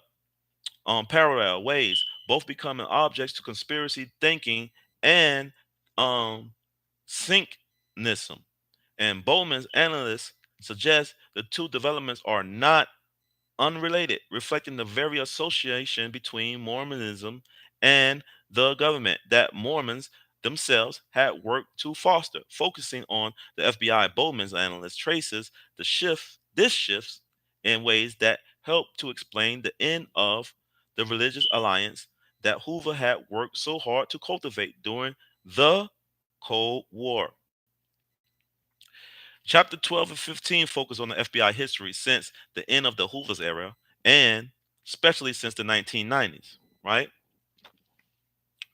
The FBI institutional culture was greatly affected by the fallout from the Watergate scandal and by the subsequent institutional and cultural changes, okay, including the Senate investigations led by Frank Church in 1975, which exposed problematic intelligence gathering efforts by the FBI, including Hoover's decade long effort to discredit Martin Luther King Jr., the insurance of new guidelines that have since been revised several times, the growth of drug trafficking, spying scandals like that associated with Robert Hansen, advances in digital and informational technology, and the concomitant rise of cybercrime and other changes. But it was also affected by developments in the larger religious culture during the 1970s and the 1980s, especially after the Jonestown massacre in 1978, which involved the death of more than 900 members of a utopian religious community known as the People's Temple. Many Americans felt menaced by a new threat, the cult, a term used to describe religious groups seen to be deviant or sinister. Now, cult only means hidden, and that's another way of these dirty scoundrels use propaganda to scare its people. Okay, this scare the American citizens and the United States citizens. They there to scare you. That's what they put in their propaganda. Okay, now, menaced by a new threat, the cult, a term used to describe religious groups seen to be deviant or sinister, and they associated such organizations with kidnapping and brainwashing, a concept inherited from Cold War fears of communist mind control. More recently, the 9/11 attacks carried out by Al Qaeda, the terrorist organization founded by Osama bin Laden in the late 1980s, refocused the government's attention on militant Islam as a major threat to national security, right? Which is another propagandized because they don't want Moors to be nationals. They want to keep the brand on their back as Negroes, coloreds, blacks, and so called African Americans. They want to keep that. They don't want you to have Moorish American. They don't want you to have that. Because if you got that, then they're not going to be able to do or kick you off in your ass and do what they've been doing to you. Okay? I'm talking about as a whole, not just as an organization. I'm talking about as a fully whole nation, not just an offshoot of individuals over here, offshoot of individuals over there, offshoot of individuals over there, offshoot of individuals. That they're not scared of that. They can control that, but they cannot control the whole nation of Moors claiming their nationality and taking what's theirs. They cannot stop that, and that's why they have to do all this covert, okay, actions, clandestine in the background, right, to kidnap, mobilize, kidnap, and interrogate, okay, under duress and cohesion, okay, to get what they want because they have the apparatus, okay. Now, if they got the apparatus, that means they have the authority because even though their authority is colorable and it's de facto, but they still have the will and the power to enforce it, which makes it treason and criminal. Okay. Now, the FBI was called to defend against. Both threats and that effort is the focus of the book final chapters.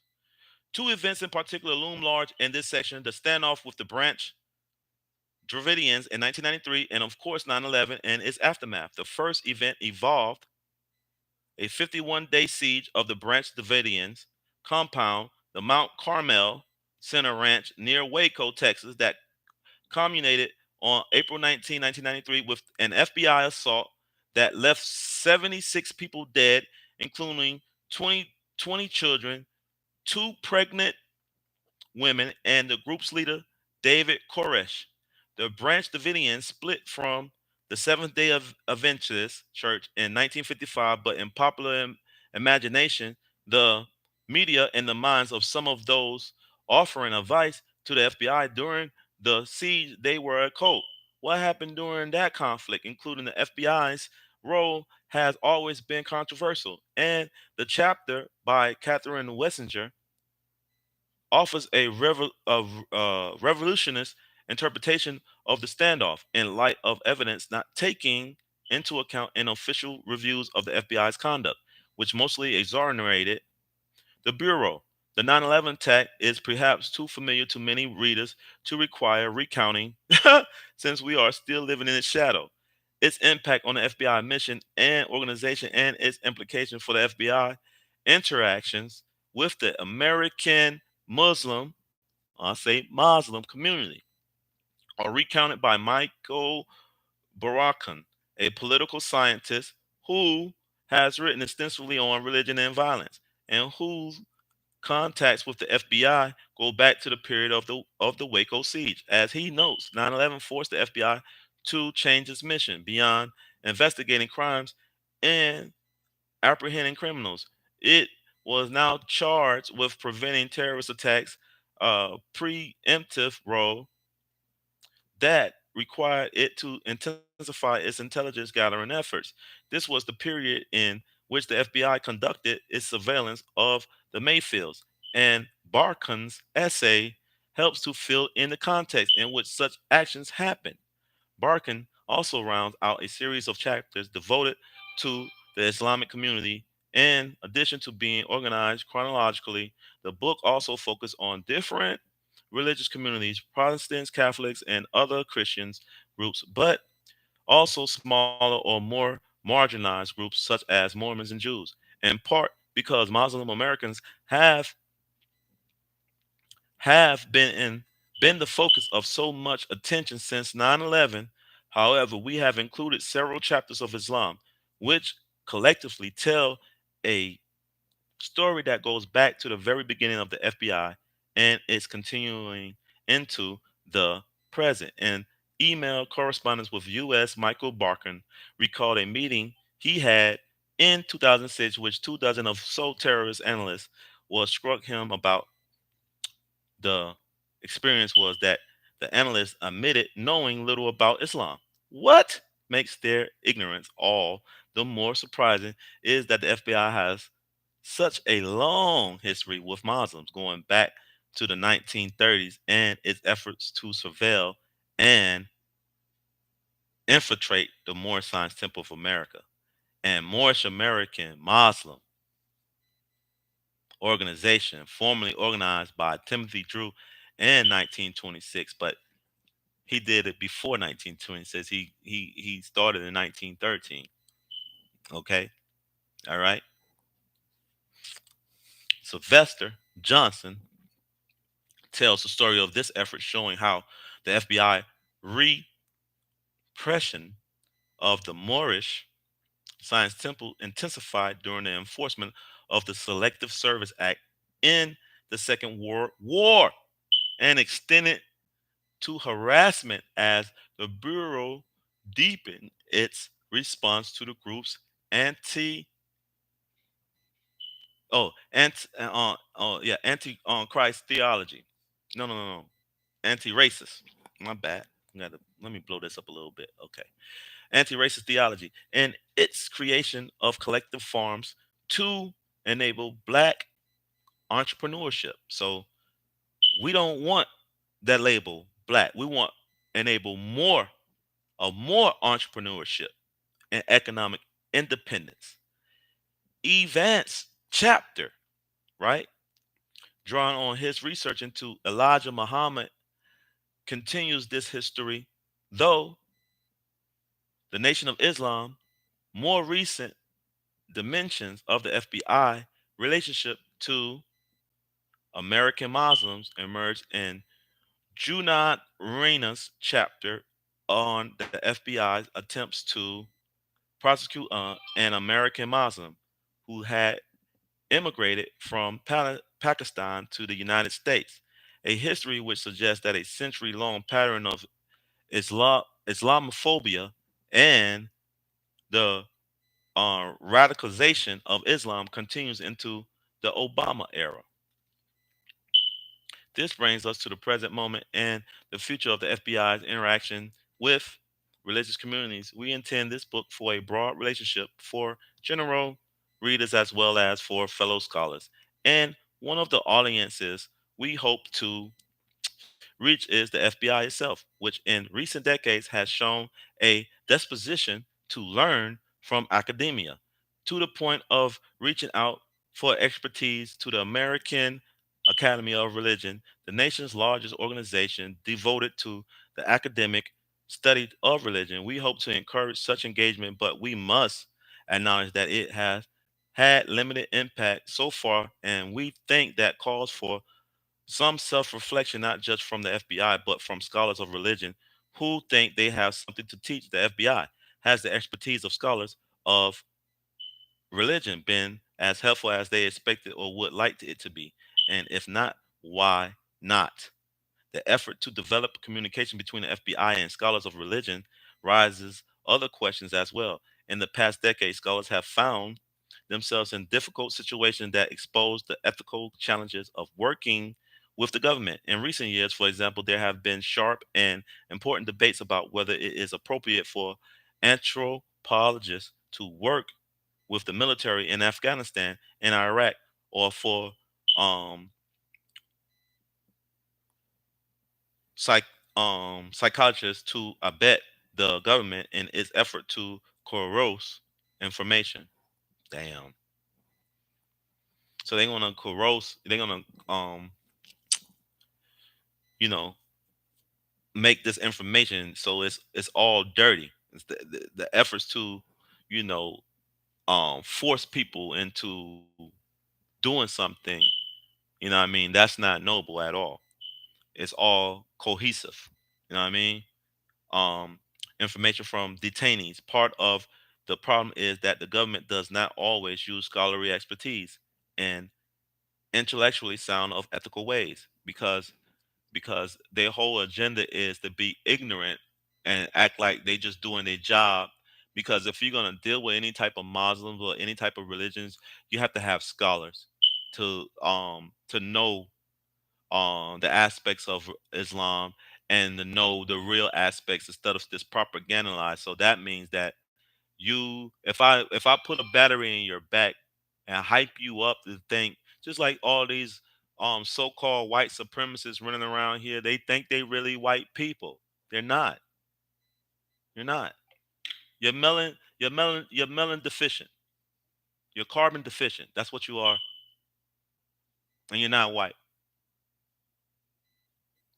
You more like colored.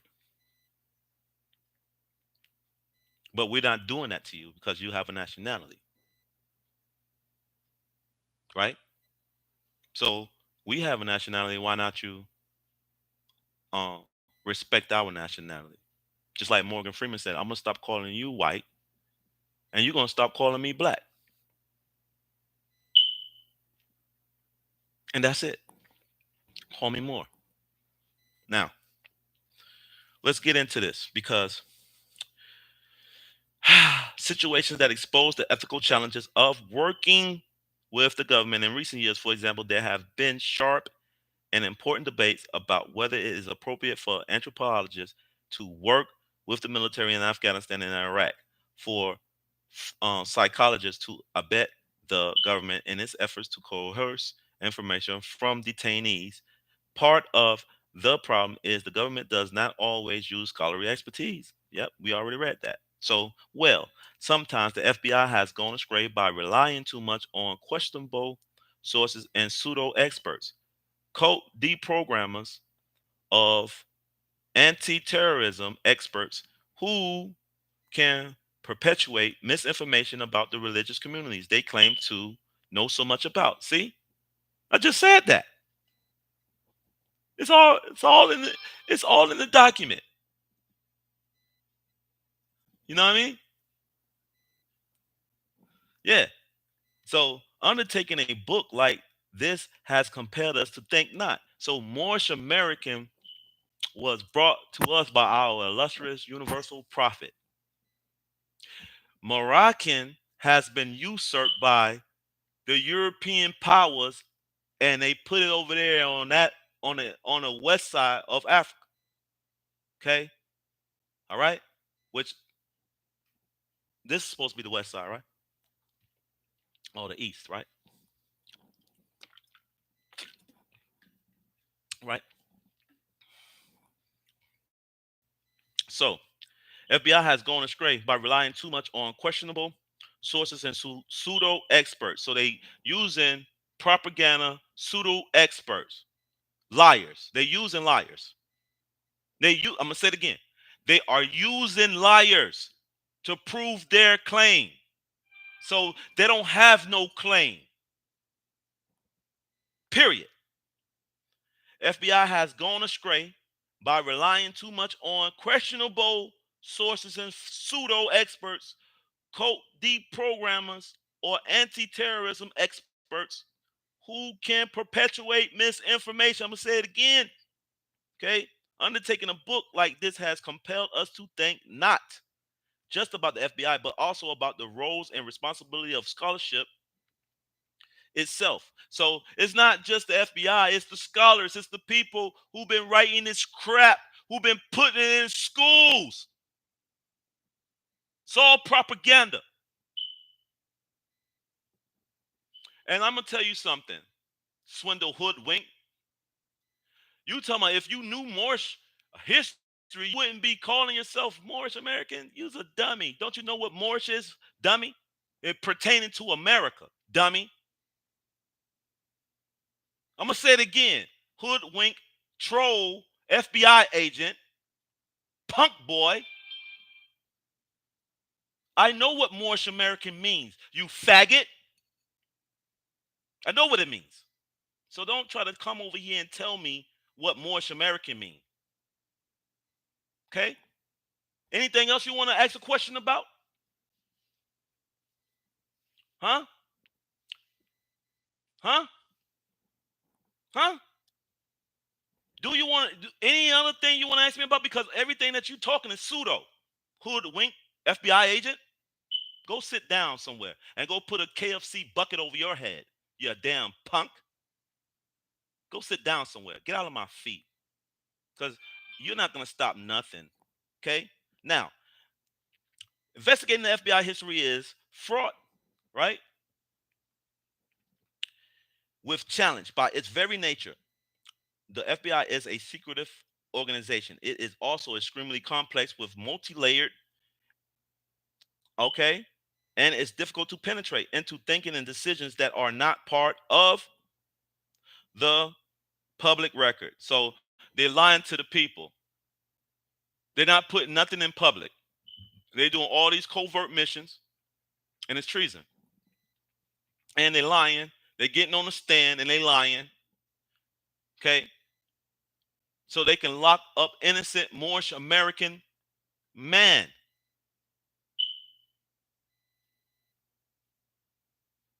So I don't care nothing what you're talking about, hoodwink. You're not gonna hoodwink me, you dummy.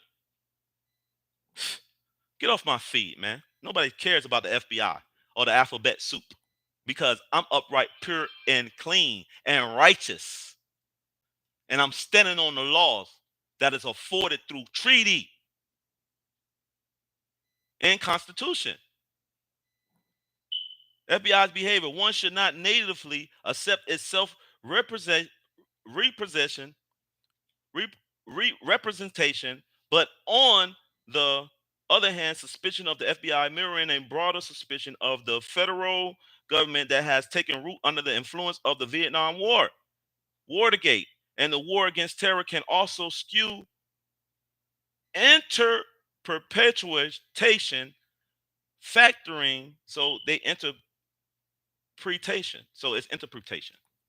Okay, factoring in religion, an always elusive subject that scholars are still struggling to define and understand, only magnifies the complexity of the subject. And yet, as we think the following chapters demonstrate, one cannot understand the FBI without factoring in religion. Religion has shaped the attitude, rhetoric, and behavior of its leaders and agents, and religious biases has intersected with racism and economic disparity in shaping the FBI's role as a defender of the public order. We cannot claim to have treated the subject in a definitive way, but we hope this volume opens up new lines of research and new discussions about how the FBI relates to religious communities, threats, issues of religions, right? Threats, issues of religious liberty. So they are threatening Moors. They're threatening any religious righteous group that is not confined by their statutes and codes. So ain't that a spiritual warfare? Ain't that domestic terrorism?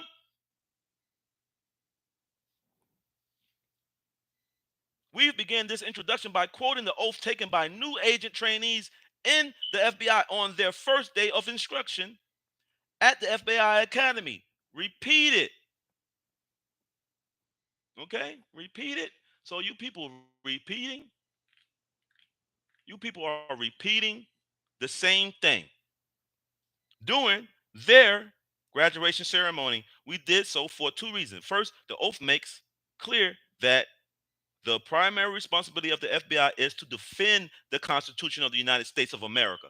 It is to defend the Constitution of the United States of America. So if all those protections are within the Constitution, why are the FBI violating their oaths? I'll wait.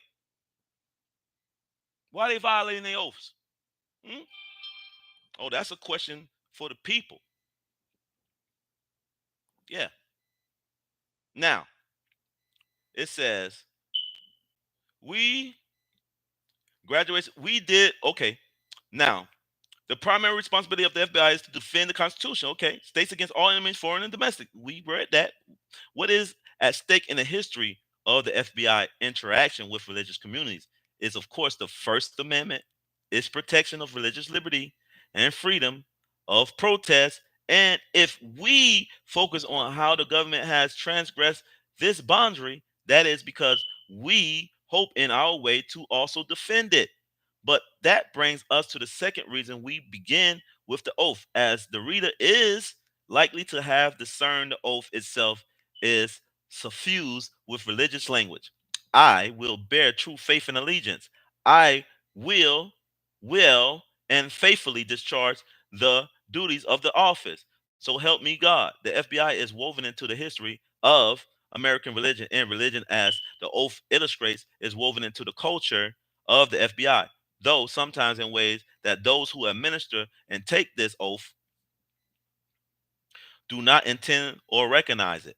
While we are unsettled by the dark side of the FBI's treatment of religious communities, the attempts at de- delegitimization and co-optation, the periods of persecution and moments of conflict, we think it a simplification to to treat the FBI and religion as inherent and antagonists. Well, antagonists, or even as clearly distinguishable actors. The FBI is suffused by religious influence, enters into relationship with religious actors, and has aligned itself with religious values. The First Amendment established a boundary that we honor and certainly want to sustain, but religious life as it actually plays out does not always stay within the boundaries we would impose on it. Sometimes it is not so easy to distinguish the religious from the secular. Sometimes, like it or not, a government meant to be distinct from religion can become a part of religion.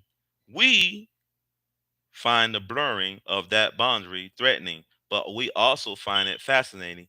And we are grateful to the contributors to this volume for helping us tell the story of how the FBI's transgressions of it has helped to shape American religious history. See? So it's telling you all their transgressions, all their deceitfulness, wickedness, all their propaganda tactics that sit up there and call Moors um sovereign citizen. That's an oxymoron. That is that is what hoodwink swindle and his goons be doing, which is all propaganda. Then our Moors who've been indoctrinated within their system believe them. Yeah, oh man, these Moors are crazy. And these Moors doing this. And yeah, man, don't believe that stuff and all this crazy stuff. This is how they do.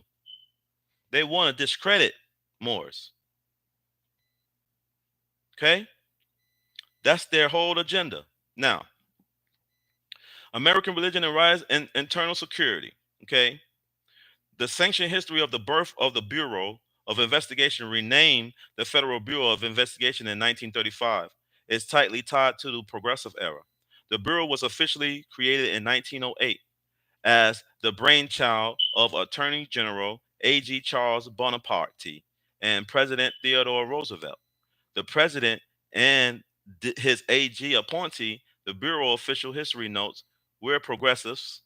They shared the conviction that efficiency and expertise, not political connections, should determine who could best serve in government. Then progressive notions persisted. I mean, yeah, persisted that government intervention was necessary to produce justice in an industrial society, and thus they looked to experts in all phases of industry and government to produce that just society. When Roosevelt and Bonaparte took their respective offices, the investigation of federal crimes did not reflect a wholesale and permanent commitment to proficiency and professionalism. Formed its creation on July 1st, 1870, the U.S. Department of Justice (DOJ) did not have its own detectives or investigative force. Rather, U.S. attorneys were not laden with court proceedings, investigated crimes, interviewed witnesses, and collected evidence themselves when the work of an expert investigator seemed warranted. The DOJ utilized two strategies. First, the AG had a small team of special assignment agents as well as accountants. Second, the DOJ possessed a small discretionary fund for hiring detectives from private agencies, usually the Pinkerton Detective Agency, and skilled operatives from other agencies, namely the Treasury Department, Secret Service. Congress put a stop to both policies in 1892 in response to the use of Pinkerton agents as screen breakers. The legislative outlawed the DOJ and other federal agencies from hiring persons employed in the private sector. Contracting with the Secret Service came to an end on May 27, 1908, when it was discovered that the DOJ hired Secret Service agents to investigate and later convict two U.S. congressmen. Congress believed that such activities not only posed a threat to American democracy, but also reeked of totalitarianism totalitarianism, I mean, an alarm legislative branch warned that the executive branch must be stopped from employing Secret Services men to dig up the private scandals of men. So they've been doing this. The same thing Diddy doing, Epstein doing, running around getting um high profile congressmen, celebrities, you know what I mean? That's all dirt. They get dirt so they can will, you know what I mean, a favorable reply, you know what I mean, with probably people who wouldn't dare bend to those wills or needs to these dirty ass people. See what I'm saying? So they in the espionage business Okay, when they befriend you and get around you, and but they agents, they full-time agents. That's their actorial presidents. They actors, you know what I mean? But they're doing real life things, but they actors. They get paid by the government to do those things. Okay, so and they've been doing it. It ain't nothing new up under the sun. Okay, so a seemingly powerless and separated Bonaparte petitioned Congress twice for funding to employ his own investigative force. True to his progressiveness, he argued that it was absolutely necessary for the DOJ to have a continuous team of professional detectives hired by and dedicated to the DOJ. Hiring investigators on short term contracts was inefficient at best, haphazard at worst. He testified before Congress. You must remember that the class of men who do not work as a profession is one you have to employ with a good deal of caution. Nevertheless, Congress denied his request both times. A seven Bonaparte, however, went beyond Congress on June 29, 1908, during the summer congressional recess. The AG used the DOJ's miscellaneous expense fund to hire men, former Secret Service agents, as DOJ employees. The following month, on July 26, 1908, Bonaparte increased the number of agents to 34 and appointed Stanley Finch the chief examiner of the squadron. Finch was charged with leading the modern investigative force. This action, the Bureau's official history marks, is celebrated as the beginning of the FBI. In January 1909, the president and AG convinced Congress that the AG's actions during the recess had been justified, as both elected officials prepared to leave office in March of that year. They, they pleaded that a fixed detective force at the DOJ was an absolute necessary for the efficient and professional enforcement of federal laws. Congress accepted the recommendation and adopted the caveat that the DOJ's skilled agents would not carry guns or be empowered to make arrests. Rather, they would be limited to the mission of the DOJ, the detection and prosecution of crimes against the United States. On March 16, 1909, AG George Wilkerson, Bonaparte's successor, dubbed the DOJ's the Detective Squad, the Bureau of Investigation, and changed the title of Chief Examiner to Chief of the Bureau of Investigation. The Bureau was officially born. So they went and did all this stuff to create a terrorist unit, a domestic terrorist unit. They keep American citizens in line. They what they do, spy on them, which is constitutionally protected. Okay, they shadow ban you.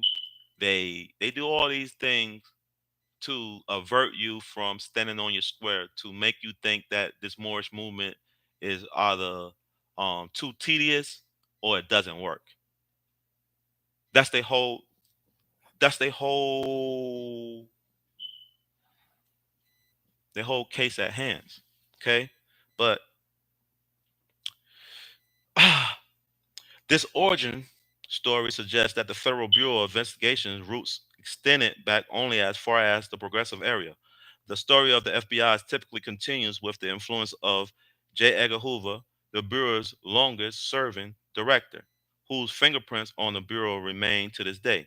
Under Hoover's 20th century leadership, which began in 1924 during the return to Normandy era, the Bureau engaged in its most notorious activities. Hoover's leadership yielded the voracious pursuit of alleged subversives during the Cold War, surveillance and counterintelligence aimed at socialist and communist political organizations, civil rights reformers, student activists, and Vietnam War practitioners, among many others. Such activities have forever shaded the history of the FBI. Indeed, the name of the FBI headquarters is the J. Edgar Hoover FBI building. The shadow of the 20th century thus looms large over the FBI. However, the FBI was also shaped by and took deeper root in the religious landscape of the 19th century United States. To be sure, 20th century developments gave way to the official birth and expansion of the FBI. Nonetheless, detailing how the DOJ hired Secret Service agents to investigate the competing, uh-huh, the competing civil religious and of the post-bellum era offers much needed perspective on the Bureau's origins. Moreover, examining, examining the cultural millennia of the broader 19th century, in particular the themes of the aftermath of emancipation, industrialization, and immigration, in addition to progressive reform, gives further context for the story and enduring relationship between religion and America and the FBI. Okay, now competing civil religions.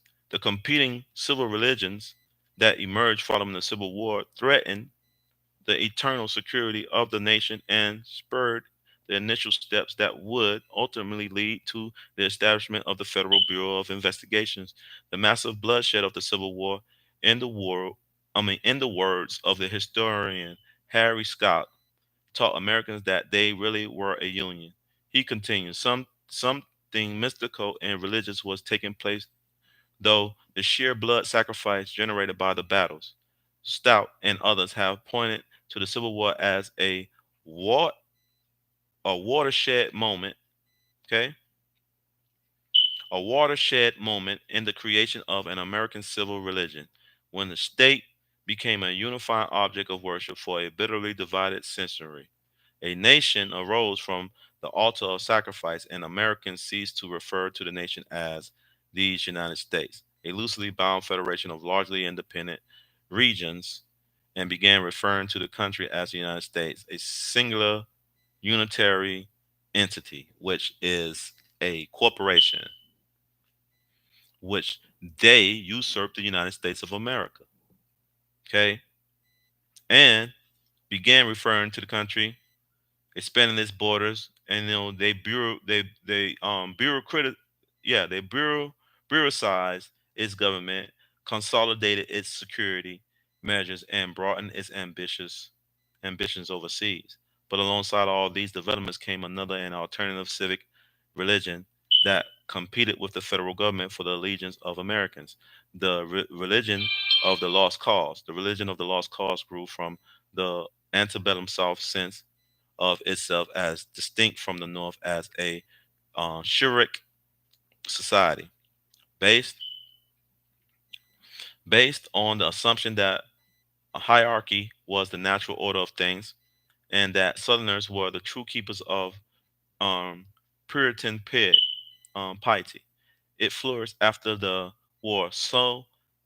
As Southerners include ministers, lionized Confederate soldiers, as crusading Christians fighting against infidel Yankees, just as Christians, traditional post God's eventual triumph after an initial age of trials and tribulations. So the religion of the lost cause held that Southern victory would eventually come to pass despite the defeat and humiliation imposed by the Civil War.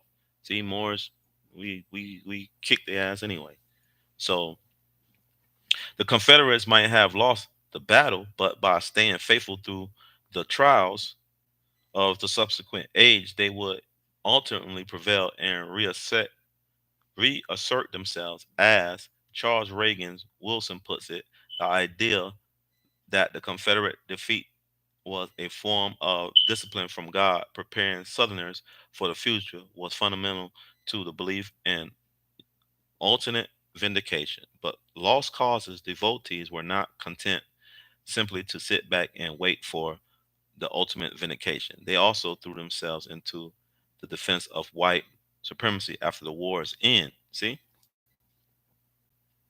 Another component of the lost cause was the juxtaposition of supposedly familiar and gracious Southern planner patternism against grasping, unscrupulous Northern Yankees who, after the Civil War, were not content to leave the defeated South alone. Of course, that was a fiction. The South was every bit as capitalistic as the North, if not more. So, but the lost cause religion spun an image of the Yankee as an alien of questionable white identity of foreign origin because of the North association with immigration and miraculously motivated. Both sides had, of course, demonized each other during the war, and their mutual verification laid the groundwork for the competing civil religions that emerged in the aftermath. Defenders of the lost cause fought tooth and nail against radical reconstructionists who who would allow them back into the fold only when satisfied that they were submitting to the Republicans' demands for racial justice. The Ku Klux Klan emerged as one of the most visible signs of the religion of the lost cause in 1866 in Pulaski, Tennessee. Six Confederate veteran college students organized in order to play pranks on the residents of Pulaski and uplift the spirits of the war-torn region. Their pranks understandably intimidated the region's newly freed slaves and northern carpetbaggers, right? Embodied, the group soon organized more clubs to spread this climate of terror. Adopting a costume meant to invoke the ghosts of the Confederate dead. Tall, conical witches' hats of white cloth over the chartboard that exaggerated the height of the wearer, adding anywhere from 18 inches to 2 feet to his stature. By the spring of 1867, this group of Ku Klux Klansmen, as they became known, had morphed from a prankster club to a paramilitary movement bent on defending white supremacy by any means. By 1868, the same year as the ratification of the 14th Amendment, the Klan had spread to the 9 southern states. The religion of the lost cause had its Knights Templar in the crusade against Reconstruction. The federal government responded to this internal security crisis by creating agencies to secure and defend the newly reconstituted nation in 1870. The Department of Justice was established to assist the Attorney General in the detention and prosecution of crimes against the United States. Among its most important duties was to ensure compliance with the three enforcement acts passed by Congress in 1870 and 1871. These laws were aimed at stopping the Klan's racial and sexual violence against Moorish Americans and their white allies by ensuring the safety and the vote of the largely Republican freedmen. The laws made it a federal crime to interfere with or infringe on the right to vote, established a procedure for federal supervision of registration and voting, and authorized the military to enforce such laws. Under the Enforcement Acts, white terrorism was deemed as insurrectionary act, and the DOJ designated the leader of the KKK as the greatest internal security threat to the nation. See, this all by design. It's all by design. They made up the Klan, and they put from a Moorish perspective, Moorish was doing all those rituals first, and they took that. Now, I mean, they exposing all of this, Moorish. Then the newly established Justice Department, lacking its own bureaucracy, relied on U.S. Marshals and borrowed Secret Service agents from the Treasury Department, both versed in undercover work to investigate and provide intelligence. The crew of federal investigators focused on uncovering plans and actions that violated the Enforcement Acts. But in a broader sense, their role was to enforce fidelity to the civil religion of the Union. To this end, the assembled team construed the nation's first federal anti-terrorist intelligence program. Its direct directives against the Klan and white terror yielded one of the largest investigations in American history, leading to hearings that lasted for several months and produced 13 volumes of first-hand testimony from both white and Moor citizens. Federal grand juries, in turn, issued more than 3,000 indictments. The results of its efforts were mixed, however, and underfunded DOJ, a ballooning case volume, and a wavering commitment to racial equality led the Grant administration to implement a policy of leniency against the racial terrorists. Nearly 2,000 cases were dropped. See, all of it was a, all of that was a guise. They dropped all the charges against the Klansmen because they said it. They told you it was all orchestrated by them. It's supposed to be a joke. They orchestrate everything. They set people up too. That's what they do. Okay. Now, with only 65 receiving federal prison sentences of up to 5 years, only 5 years, 65%, only 5 years.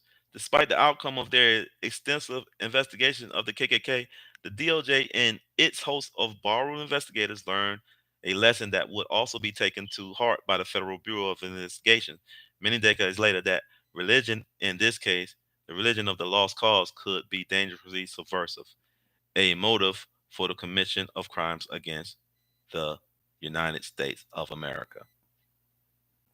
Emerging Moorish American autonomy. The Bureau's approach to religion was influenced not only by the religion of the lost cause, but also by another trend that took shape in the final decades of the 19th century, an ethos of self-determinism, and institutional building among Moorish Americans. In the midst of the reign of white terrorism, the Supreme Court decision in Plessy versus Ferguson in 1896, Ferguson. In 1896, everything is a ritual. Okay. In 1896, made separate but equal the law of the land. Clergy, rights leaders, teachers, business owners, and more citizens alike debated what the future of their race would and should be in a legally segregated America, and how Moors should relate to a white American culture.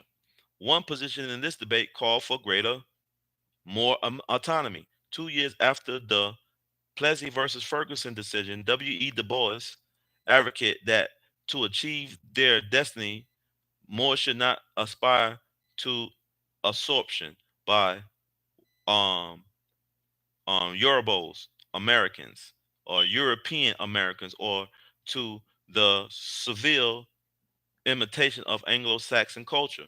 Rather, Du Bois maintained the future of Moorish Americans rested on a stalwart commitment to Negro ideas. Well, it's supposed to be more ideas because W.D. Du Bois, he was part of that Boule. He even went against Marcus Garvey. So I don't even, he's probably one of the founders of sellouts. Okay. All right. To conserve their rights and their gifts and spiritual ideas, and to dedicate them to the establishment of race unity and race organizations inspired by the divine faith of more mothers. The creation of a more parallel society, which they say so-called black parallel society, Du Bois preferred was not a capitalization to race, prejudice, and segregation. Rather, so-called black organizations would provide African Americans, so-called African Americans, they Moorish Americans, the opportunity and means for racial progress, even as they provided shelter from the criticism of European supremacists. Thinking Du Bois, it turns out, was articulating a religiously infected aspiration to achieve self-determination embraced by many Moorish Americans. See, he was trying to be, he's a sellout, knowing the truth, but he's using um all these effects to become famous and have a notoriety of be nobility and be some kind of leader when he's just a damn sellout. You got a lot of them like out there right now that's doing that. That's still using these terms, Negro, black, colored, okay, African American, when they know those all denotes to slave brands. They all do.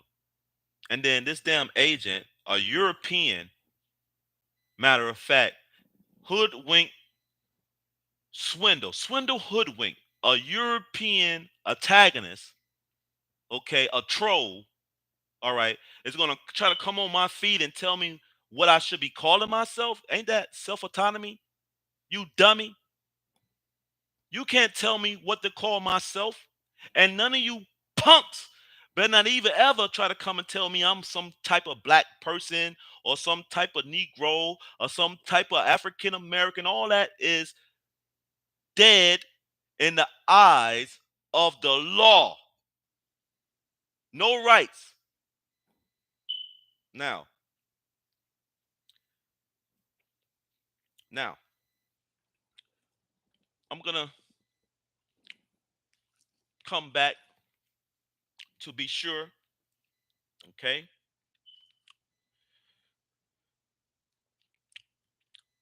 So-called whites who felt threatened by emerging Moors' autonomy were forceful in defeating themselves. Almost 2,000 Moorish Americans were lynched between 1877 and 1899, with 104 meeting this fate in 1898 alone. But Moorish Americans made great strides in creating independent organizations for themselves in religion, played a seminal role in these processes, dating back to colonial America. Independent Moorish American churches were among the earliest Moor organizations to be established, and this form of self organization exploded following the Civil War, giving birth to the two kinds of Moors institutions that would go on to transform Moor life and the relationships of Moorish Americans to the nation state. Independent religious uh, denominations and schools, the latter often initiated by churches. These institutions not only offered Moors citizens a measure of autonomy, but also constituted the foundation of Moorish civic life. Okay, so I'm gonna stop right there, Morris, and I will be back with part two. Okay, because this gets deeper, Morris, and I want you, Morris, to understand that that okay, I got a few more minutes. I'm gonna go ahead and go in for a little bit more. So we're going to get down. Membership in Southern Methodist churches declined from 42,000 to 469 in 1860 to 653 in 1873, while conversely, the nascent colored Methodist uh, Espa- Esco- Es- Episcopal Church, Episcopal Church, had a membership exceeding 100,000 by 1890. Similarly, to more Baptists also expressed a strong desire for autonomy following the Civil War. In 1858, South Carolina's Southern Baptist Moorish membership numbered some 29,000. In 1874, there were fewer than 2,000 members in a related trend. Okay, more Baptist clergies grew nationally from slightly more than 5,000 in 1890 to more than 17,000 in 1906. The explosion, the explosion of independent more Baptists across the country organized into state conventions and eventually came together to form the National Baptist Convention. United States of America in 1895, incorporated in 1915, which remains the largest organization of Moorish Americans. Several more sanctified churches were also established around the turn of the century. The most notable of these is the Church of God in Christ. The focus of chapter 2 by Theodore Cornwebble Jr., incorporated in Memphis, right, in 1897, the Kojic remains the largest body of Moor Pentecostals in America. The two independent Moor dem- uh, denominations founded during the Antebellum period also grew exponentially following the Civil War. The African Methodist um, Episcopal, Episcopal Church (AME) boasted a membership of almost half a million by 1880, while membership in the Moorish Methodist Episcopal Zion Church (AMEZ) grew from 27,000 in 1860 to 200,000 in 1870. Both continued to flourish well into the 20th century. Of the 8.3 million Moorish Americans in the country by 1890, 2.7 million, or about 33%, were church members. That's why the prophet said, "Some of my best Moors are in the church," right?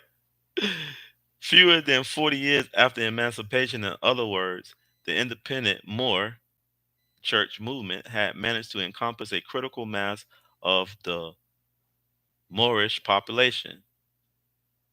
The more America, it seemed, was uniting and consolidating its resources under the banner of Christianity. The reach of more denominations extended beyond church membership, for more faith communities, more destiny, and self determination were nothing without education. Thus, in addition to the host of more schools funded by white missionary societies such as Morehouse and Spelman, so called black faith communities also started their own schools following the Civil War. The AMAS Church, for example, founded Livingston College in Salisbury, North Carolina, in 1879, while the AME Church established several schools, including Morris Brown in Atlanta in 1885. So, more Baptists also established schools such as Arkansas Baptist College in Little Rock in 1884, and the CME Church founded Lane College in Jackson, Tennessee in 1882. By 1930, the total number of Moors college graduates produced in the 20th century largely from the Moore colleges. So these institutions, Morehouse and all that, see these Europeans, they know, okay? Because those institutions are supposed to be theirs, not yours. They swapped out everything with you. That's why they are controlling everything. They don't want to give nothing back. And that's why you got these agents running around here trying to call Moors sovereign citizens and trying to call Moors everything except their nationality.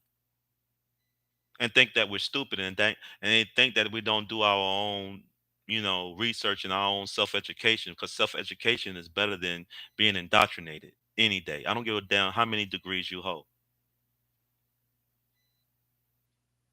Islam. So for all for all those, while these new form so-called black institutions were shrines of autonomy for some, for others this trend was deeply troubling, suggesting a so-called black race no longer content to accept second-class status and increasingly willing to challenge our break free from status quo. See, they don't see they want to keep us the second-class citizen when we the first-class citizen. That's why they can't get no titles of nobility. Moors. Yeah. So I'm gonna leave y'all into that. The next ponder will be the industrialization and immigration. So that will be the next the next episode. Industri- industry industrialization and immigration will be the next drop. So I just want you Moors to ponder and do research, and don't let these sheiks, um these agents, these traders speak down on your prophet, speak down on your movement,